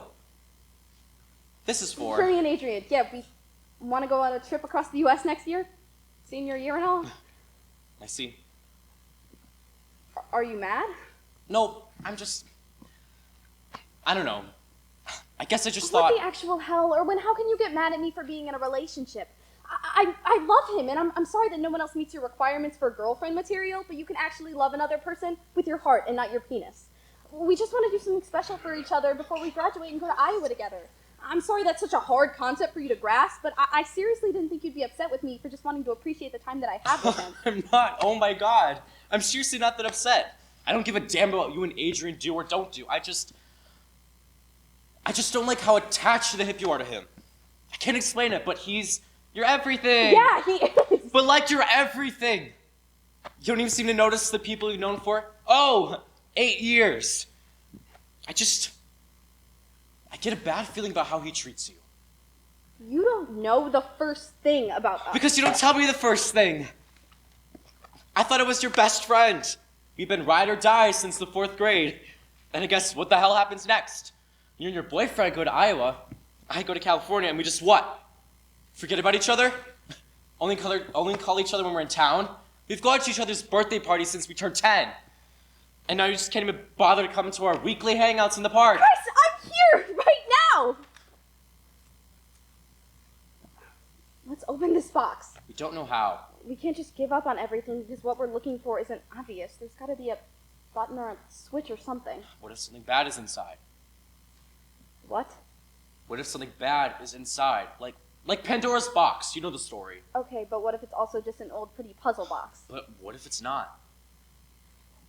Do you really think that you, of all people, would be the one to punish humanity? I don't think I want you opening this. Erwin forcefully takes the box back. What the hell? You didn't even let me try to figure it out. Stop, Ava, stop! This is a bad idea. I have a bad feeling. Yeah, just like you have a bad feeling about Adrian. Yeah, I do. I can't explain it, but something bad is going to happen if you open this. Really? Yes, Ava. Trust me, please. Curiosity killed the cat. Satisfaction brought it back to life. That's not the saying. Yes, it is. That's just the end of it. No one remembers how things end nowadays. Whatever. Either way, this cat is going to die. Erwin, it'll be okay. I promise. Now just give me the box. No! What if it's a box full of spiders or strawberries? You're really allergic to strawberries. You'll get hives and choke up. Did you bring your EpiPen? Oh God, that'll look like I killed you. Death by strawberries. I can't go to jail. Stop! Jesus Christ! Take a deep breath! I get it, you're scared, but this is just your stupid brain playing tricks on you again. You've worked through this. Nothing bad is going to happen. Now just give me the box. Here. I think it's messing with me. You think? I'm sure there's something in here, something that's not all flaws of man. Maybe it's a treasure map. Now I just gotta open it. Well, what if I tried again? No, I mean, you said you tried it at home. I don't see what could come of me. Well, maybe I wasn't trying my hardest. No, it's okay. I want the box back. I've had it for 10 seconds. What do you mean you want it back? I don't like who you are with it. Do you hear yourself? You're being stupid. I don't like who you are. What does that even mean? I'm still just me, but with a box. This is what I mean. It seems every time you touch it, you get so angry. Angry at me. I just want to be friends, Ava. We are friends. No. No, we're not. It doesn't feel like it anymore. I miss you. I miss the real you. The you who doesn't care about some stupid box. The you who couldn't wait for our hangouts and would tell me things about school and good and bad times. I'm not gone. I didn't die. I'm not at college yet. And this isn't fair. You can't be mad at me for finally having, a life outside of you. I'm not denying Save it. You're a real dick the way you talk about Adrian. 3 years. 3 years it took me to find someone who makes me happy. I went through all that crap with Jordan and then with Lucas, and now I can't explain it, but I feel like I found it. Why can't you just support me? I can. Normally, I can. But, just like I said, I have a bad feeling. The same bad feeling that made you cancel all those dates? Face it.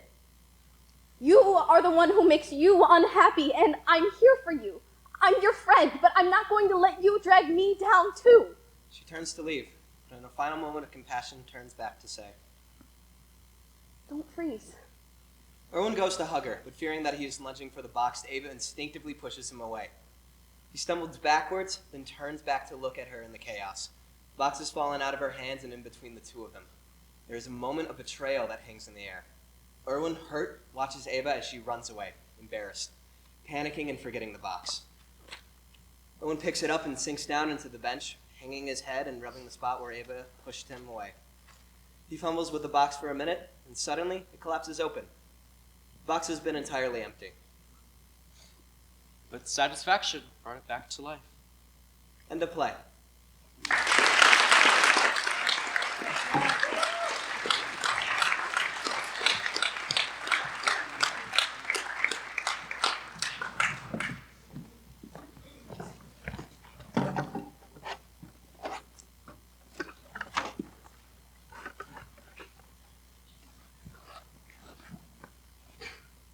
Going on 30 by Tess Larman. Lights up on the interior of a trailer home. Inside there is an old couch that is permanently indented with the behinds of the people who sit in it. The room itself is littered with different dirty coffee mugs, magazines, and empty water bottles. Along with the mess there are piles of clothes, shoes, and a stack of VCR tapes and DVDs. In front of the coffee table, we see Max, age 29, kneeling beside it, scrubbing it with a paper towel and a spray bottle. There are photos and paintings and posters hung from the wall, an Indigo Girls poster next to a baby photo of Max, a tour poster for The Clash, besides a framed photo of 2 young girls running in the sand on a beach. Caroline, age 29, knocks on the door while already opening it and walking inside, holding a stack of large cardboard boxes. Look at you, Max, cleaning up who's buying this place, the queen. When the realtor came over, she said, and I quote, "The only money I would spend on this dump is money spent on gasoline and a match." I don't think she quite understands the concept of a trailer yet, but she'll get there. Low blow realtor lady. What did the cave ever do to her? Well, I think it might have burned the inside of her nostrils, for one. I'm glad I'm numb to the smell. Like those Febreze commercials. Scent blind. Exactly. Whatever happened to commercials? What do you mean? I feel like I never see commercials anymore, or not catchy ones at least. Marketing companies are losing it. Like, what's the modern age called? 2222. Why should I know? Also, I don't know if it's marketing companies' fault or your fault for not watching cable. Yeah, that's true. Wait, Max, do you watch cable? Yeah? Why? That's such a waste of money. There's nothing good on cable TV. Sure there is. Like what? There's all those 911 shows. 911 Chicago, 911 LA, 911 Vegas. You know, The Wire is cable TV. The Wire was cable TV. You can watch it on HBO Max now. I don't have HBO Max. You don't have HBO Max? How do you watch anything? Cable! What is so hard to understand here? I can't afford all those streaming services. Cable is significantly more expensive than any streaming service. Well, I'm not giving up MSNBC for some Netflix original series about 25-year-old teenagers who look like prostitutes. I don't think you have the right to complain about 25-year-old teenagers when you have 3 different copies of Grease. Why do you need so many copies of Grease? Well, when my VCR breaks, I need another way to watch Grease. I don't think you understand. Why do you have 3 different copies of Grease? If you're going to have multiple copies of things, why not have multiple copies of 13 going on 30? God, now that's a good movie. Caroline opens the DVD case and a piece of paper falls out. What's that? Huh. Well, it must be important because it's written on the back of my old math homework. Oh, yeah, only the most important documents are written while learning proportional relationship quiz review. Oh, middle school math class.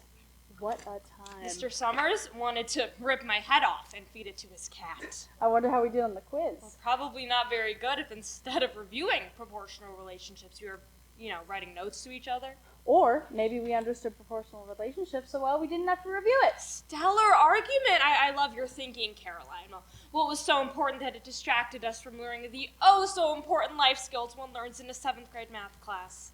Oh. Dear future Max and Caroline, it's us, past Max and Caroline. We are writing this to make sure that you do what we want you to do. We, past Max and Caroline, have been talking about our future and have come to a decision. If neither of us can find a suitable husband before the age of 30, we must marry each other.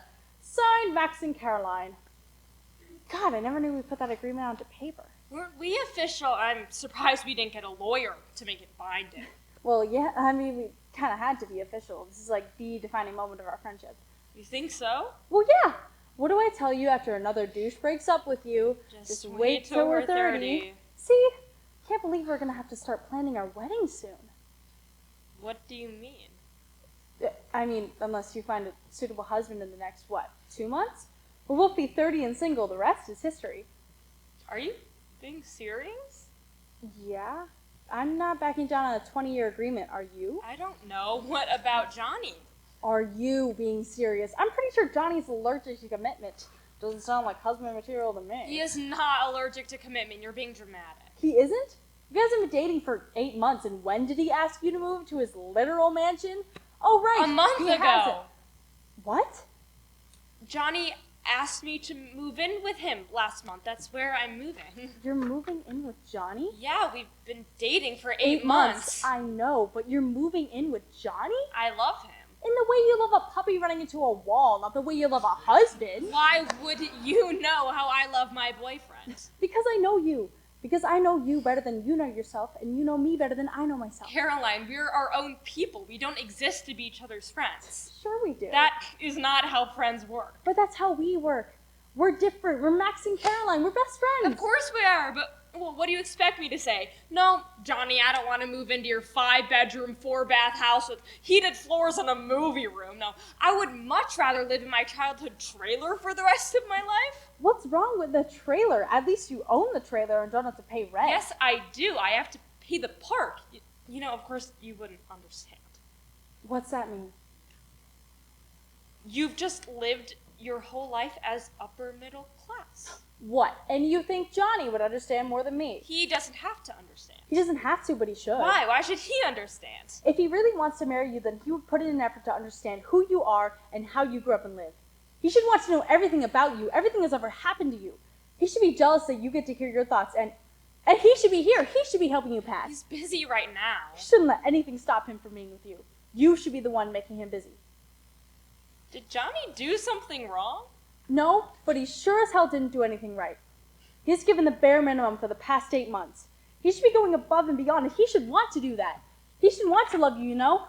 Like he wants to love you and show you. He wants you to know how much he loves you because that's what makes him happy. Your happiness is the thing he is always looking for and wanting. No one else should matter to him. No one should come close to you. I need to leave. No, you don't. You are going to stay here and answer me. Why? Because you just monologued at me? I'm sorry about that. Don't be. Just be honest with me. Always. I need to get this out of the way right now. Is any of this about Johnny? Yes. And no. What do you mean?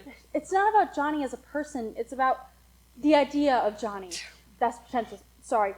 It's the fact that you can do so much better and you deserve so much better. You know, you deserve good things too, Care. I know that. Do you, though? There's so many amazing girls who've tried to get with you, and every time you shut them down, you have to allow yourself to have good things. You're making me sound much better than I am. How?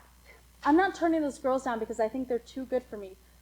I'm turning them down because they aren't good enough. How are they not good enough? They're all nice and fun and super hot. They aren't you. Why would I date anyone else when I know I can just turn 30 and marry the perfect girl? You. Me. All this time? The whole time. Screw you. What? Screw you for taking the easy way out. I've spent all this time trying to find someone who I could marry so that you wouldn't have to marry someone you didn't love, so that you wouldn't have to marry me, even if it meant I got to marry you. I couldn't bear the idea of you not being happy. I spent the past, 18, 19 years trying to find someone, anyone who could maybe compare to you. You know, I have a king bed in my room, and I have cable TV, and an emergency DVD of Grease in case the VCR breaks. End of play.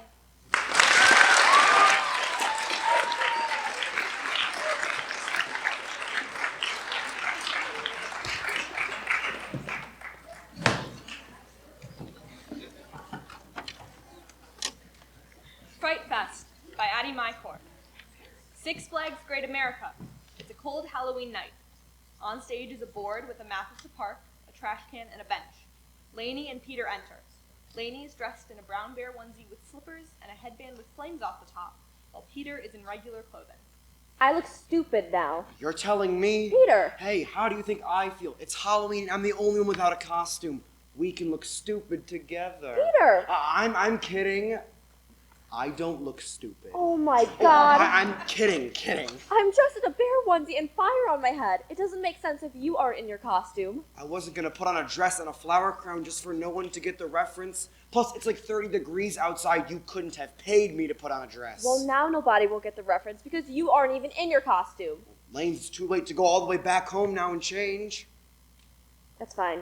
Whatever. Okay.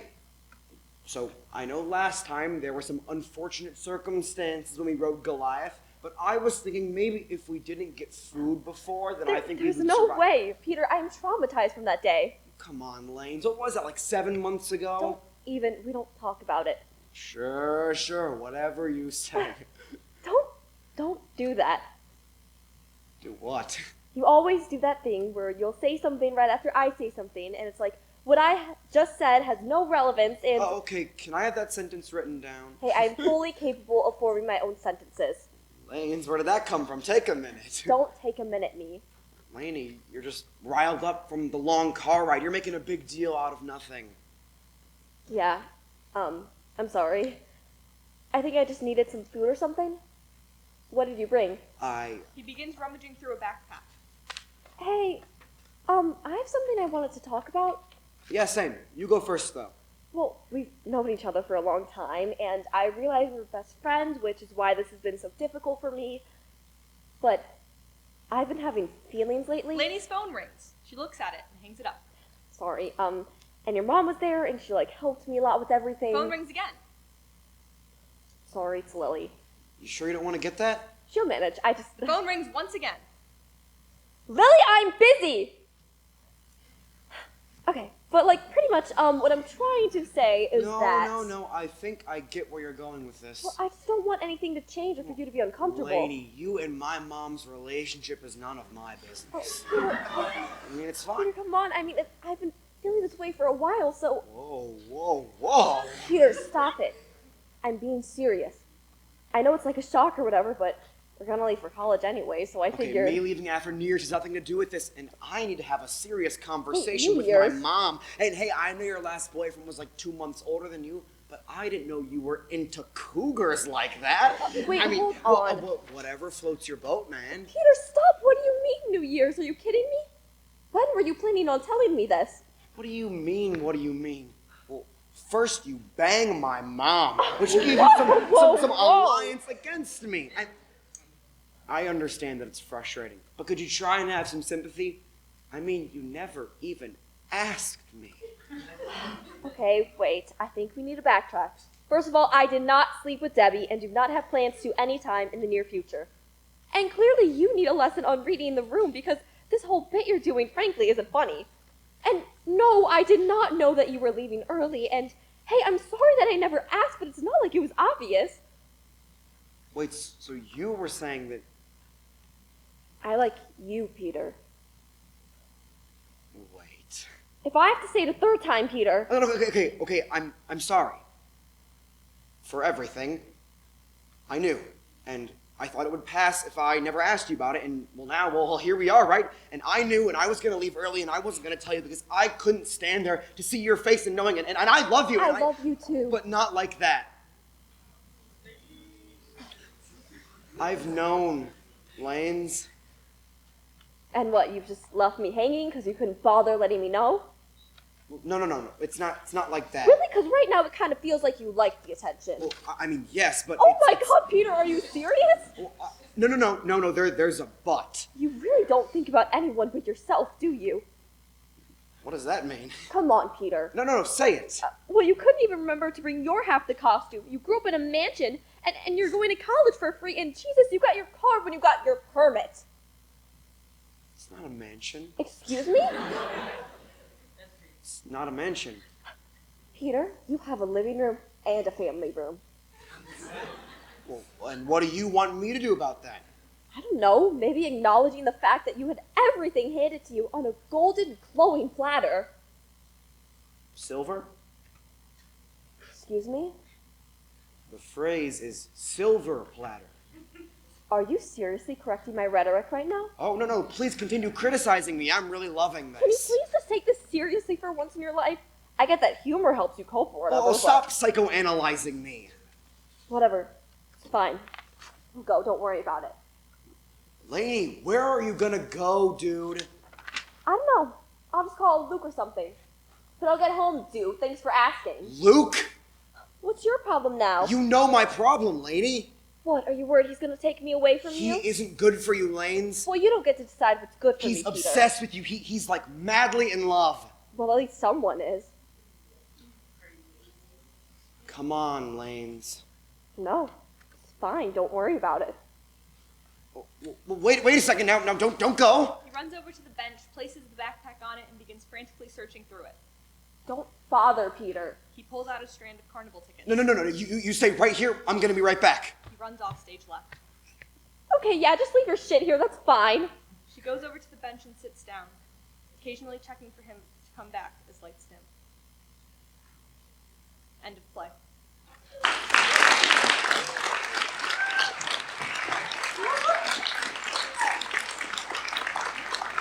Alright, our next and final play of the night is Walls by Annika Merle. We'd like to invite Annika's family to come up and talk about and introduce the play. Yes, so please.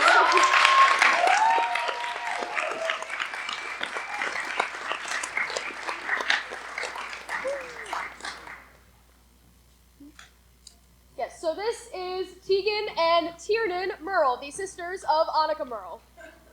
Give her a round of applause. Hello, how are you? Good, we're good. We're happy to be here. Dan's alive, so Dan doesn't get to come talk about his play. That's my soft launch way of sharing that Annika, who wrote Walls, died in 2017. She's the sister in between us. And so anyway, because she's dead, we get to talk about her a little more than everyone else. And I wanted to tell you a couple things about Annika. Tegan's going to tell you a couple things about Annika, and then we'll let the play speak for itself. But Annika was always a writer. She was really passionate about writing. She always had a notebook. She was always scribbling. And she just loved telling stories. And when she first saw Tens by Teens, my dad has insisted I tell you this. When she first saw Tens by Teens, she was like, this is it, I'm gonna do this. Like, Tens was the thing that I think changed kind of everything for Annika. She wrote a play, and she submitted it her freshman year, and it did not get in. So she tried again, and she got, I think, 3 plays put on through the time she was at LT. She did Tens, she did playwriting, she's super committed to the LT theater community. And something that our mystery writer said resonated with me, so I'm going to improvise it. I think what Annika liked so much about Tens by Teens and about screenwriting and playwriting in particular is that it is a way to write as part of a team. Annika people loved her classmates. She always wanted to be a big part of something, and writing is like very much a solo activity, and so doing playwriting let her be part of a team and let her tell her stories in a way that was super dynamic and engaging. And I think it changed everything for her. She spent the rest of her life writing plays, writing movies. She went to study screenwriting at Columbia, and so that was like the thing that really gave meaning to the last 6 years she was alive. So thanks, Mr. Keller, for that. Somewhere over there. Somewhere over there.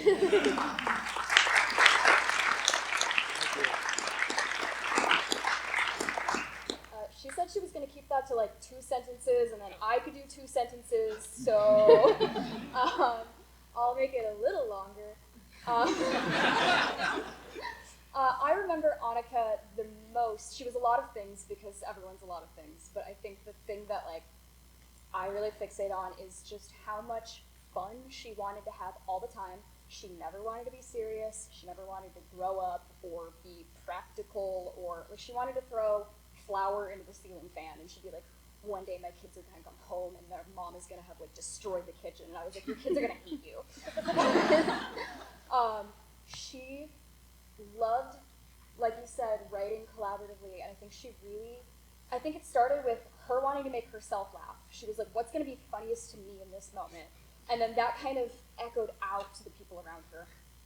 And then it echoed out into her audience and the people in her life. And even when things were really, really, really hard for her, which they were a lot of the time, I remember being in the hospital with her, like, goofing around and making jokes. And I think that she wanted to laugh through the hardest moments of life. So even though her absence is really, really hard for us, and we miss her more than anything in the world, I think it's beautiful that LT is giving us this opportunity to sit with her words and laugh through the pain of her absence. So thank you, and thank you. Thank you.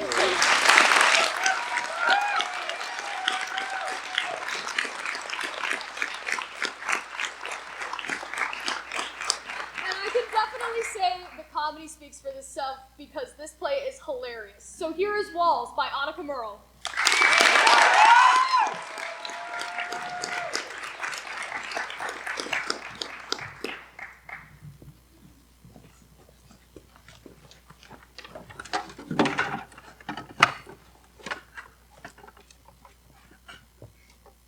Walls by Annika Merle. Scene opens on Meta and Sean sitting on the couch. Meta is playing a game on her phone, and Sean is watching TV. Also, Dirk is there, sprawled out on the floor, writing in a notebook. Sean reaches his arm out and pauses the television with the remote. You know, I've been thinking about breaking the fourth wall more often. Excuse me? These guys, huh? Who are you talking to? The people behind the fourth wall. Come again? These lovely people out here. Where? Guys, it's not a big deal. They're just watching us. Who? The people behind the fourth wall. That wall, right there, like with the paintings hung on it. Meta, you've never heard of the fourth wall? No. Seriously? Dirk? He's just screwing with you, Meta. You haven't hung around us long enough to tell. No, you guys, the fourth wall's a real thing. Sure. All right, let me break it down for you. There is no physical fourth wall. However, from a metaphysical standpoint, the fourth wall is this invisible barrier between the edge of a stage and the front row of an audience, or between a movie screen and your face. So, right now, I'm like 4 feet away from the fourth wall, like the TV screen. Give or take a foot, sure. Meta leaps off the couch and begins taking intervals of steps towards the TV. And now I'm 3 feet away. 2 feet away. 1 foot. Hey, if you don't mind, I'm trying to watch this. Nah, man, that's an actually interesting point she's making, that the fourth wall is a fluid space. But then how do we tell when it's broken? When we see people. Do you see people? Meta, it doesn't really matter if I do or do not, because whether I see them or not, they're there. In other words, he doesn't see them. Man, you don't know that. Prove to me that there are people there. Dirk, when a tree falls in a forest and no one's around to hear it, does it make a sound? Are you serious right now? Answer the question. Meta gets up and begins walking towards the edge of the stage. Scientifically, we can prove that a tree makes a sound because we can record the first 70 billion times a tree has fallen and the next 70 billion times it falls. But by recording it, you have to be present to hear it. Who knows what it does when we're not looking? Meta suddenly seems to have bumped into something and is feeling an invisible wall on the edge of the stage. What's your point? My point is that maybe, even if I haven't seen people the first 70 billion times I look over there, that the next time I turn around, there'll be people. What? Meta looks at them and knocks on the wall. It makes a hollow knocking sound. What the... The boys come over to feel the wall where Meta is. They feel carefully at first, and then become more and more flustered and start walking the length of the stage to feel the fourth wall. Is this the fourth wall? Told you. Shut up, dude. Did you put this here? What could I have possibly put here that's entirely invisible and has the structure and feel of a real wall? But actually, though... No, actually, though.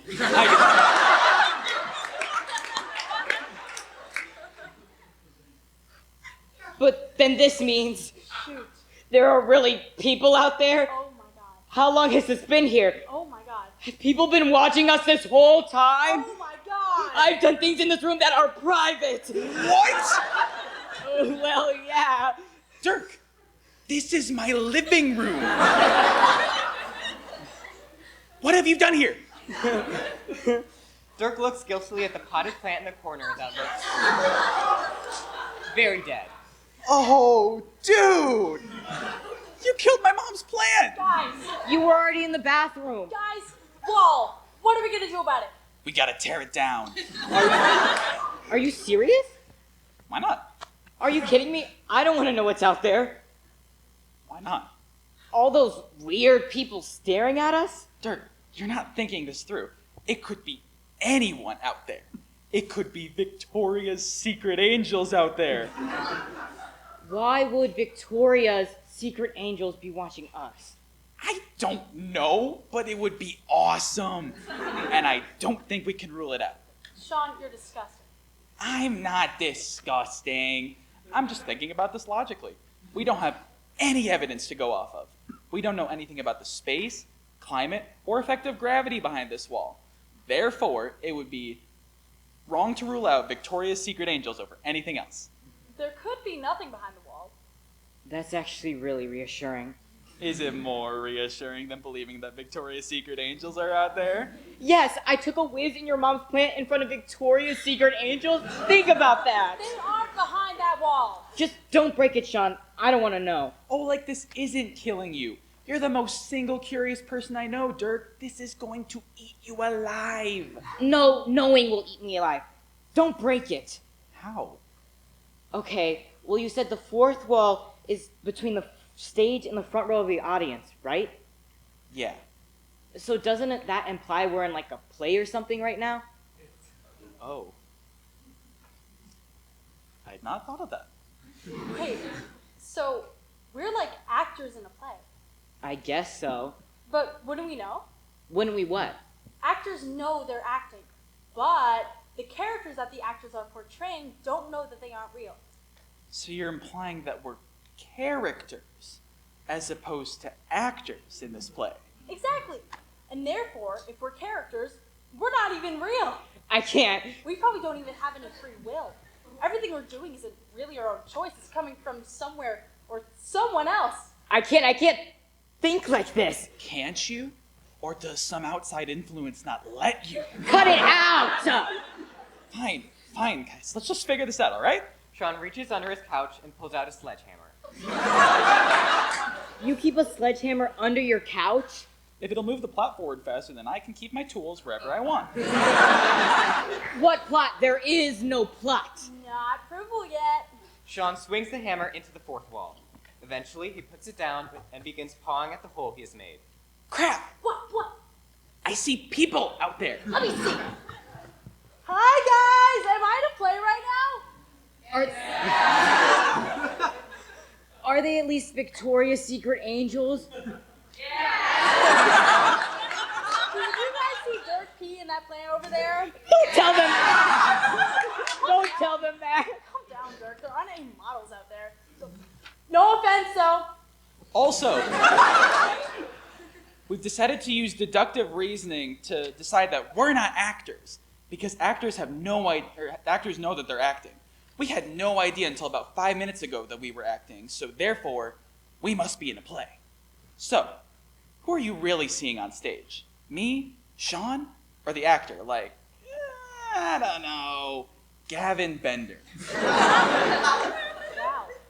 You might not even be me right now. I might have a totally different name in real life, like Zoe Jackson. I hope my character's named something awesome. Like Daniel Nunes. Dude, that's a dumb name. Shut up! Oh, sorry, this is really weird. Meta? Sorry! No, Meta, help me! Meta and Sean turn around to find that stage ninjas have entered and are carrying the couch with Dirk on it off stage. Meta grabs Dirk's hand and pulls him off. Hey, come back with my couch! Who are you? My mom's gonna kill me if she comes home and her couch is gone. Stagehands. What? They've got to be stagehands. Like in between scenes of a play when people dressed in black come and move the furniture around. That's them. They couldn't have taken anything else, like the coffee table? He gestures to nothing. But Sean, that coffee table probably isn't really there. You've got to be kidding me. No. She swipes her hand through the space the coffee table is believed to be. We've been minding it the whole time. Just because we can see it, but it's not there. That also explains why we aren't upstaging each other and why we're cheating out. And why there's spike tape on the ground. Of course, I've been wondering about that spike tape for weeks. Sean, are you okay? It's really weird how this is one philosophic weakness. But the coffee table's proved to be there by the atoms making it up. They're just air atoms, dude. The table's in your mind. Dirk, I'm sorry. I should not have broken the wall. It is not awesome. It is kind of the biggest identity crisis of my life. Why the hell did you break it? Someone made me. What? Man, if we're not real, We're characters. Not necessarily fake, just not real. then someone else is controlling what we do. Someone, somewhere, at this very moment, is deciding what is happening to us. Oh. Right? What kind of twisted mind would do that? I don't know. So it wasn't really my fault that I peed in your mom's plant. What? It wasn't my choice that I peed in your mom's plant. Some third party was making me.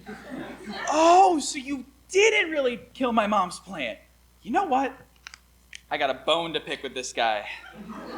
Or girl, we shouldn't automatically assume that a boy is writing this because I am a feminist and therefore, oh my god, it's definitely a girl writing this. Hey,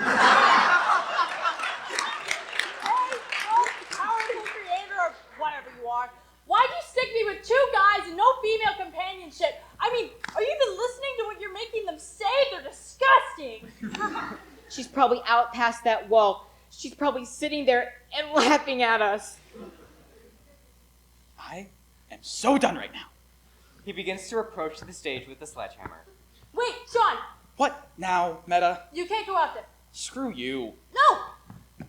Real fiction. Real fiction. We're fiction. What happens when we cross the fourth wall to reality? Can we even survive the outside world, or will we, melt or something? Melt? What is this, the Wizard of Oz? Yeah!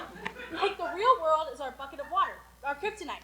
We need to be in fantasy, and we need to keep them out. They're not the same as us. You are making an awfully similar argument to that of segregation.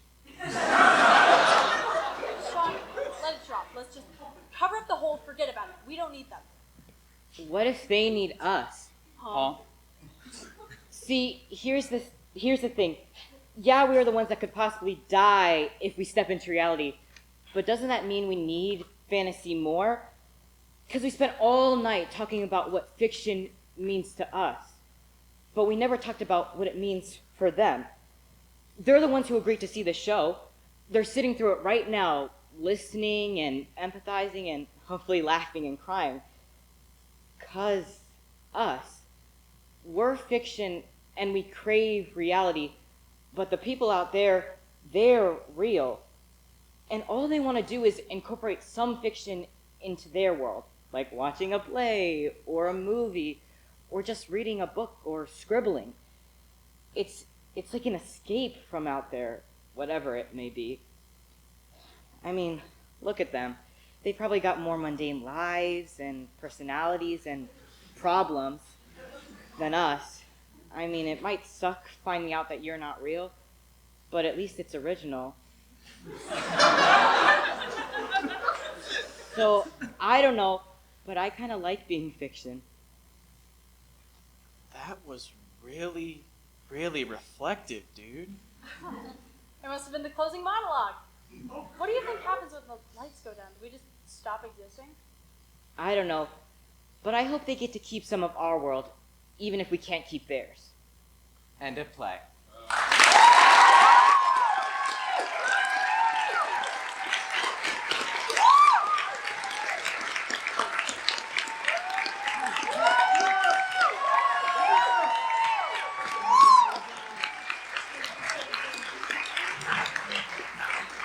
All right, everybody, who doesn't love a little meta humor? Unfortunately, meta humor makes me hungry, and hungry leads to hangry, and I don't think you all can handle that sort of passive aggression.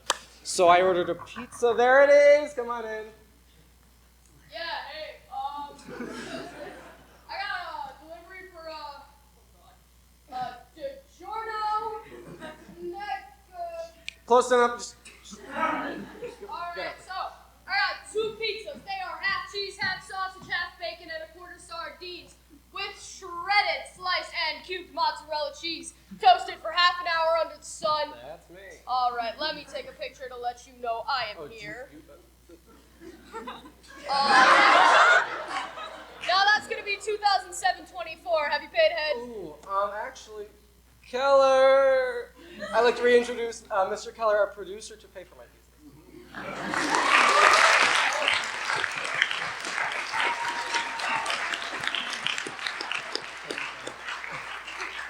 We get a round of applause for our people.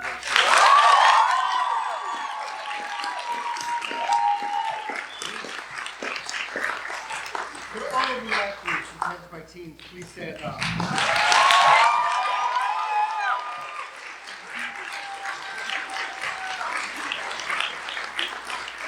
Will all of the directors for Tens by Teens please stand up?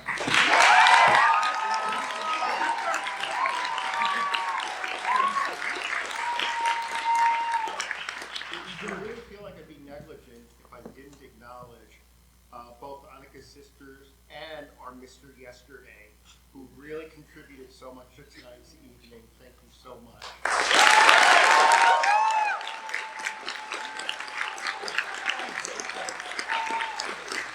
Finally, the reason we're here, please say hello to Emma White, who wrote The World Is Up.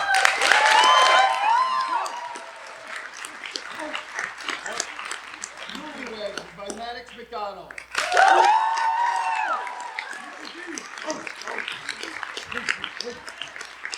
Off the Rails is by Sophia Magana.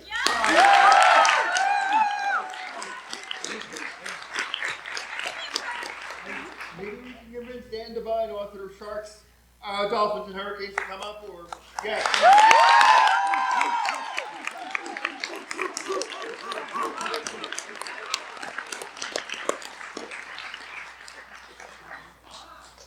He's old.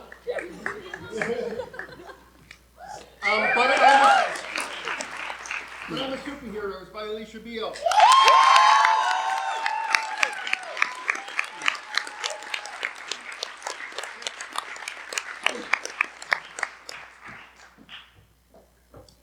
Break is by Jayla Morgan. Keep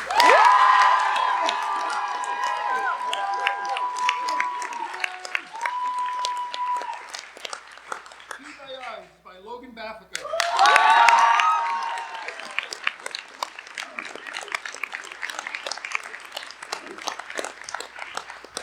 Going on 30 is by Tess Larman.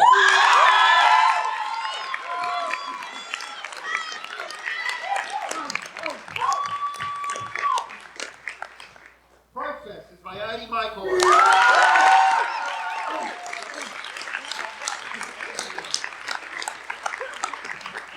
Walls is by Annika Merle.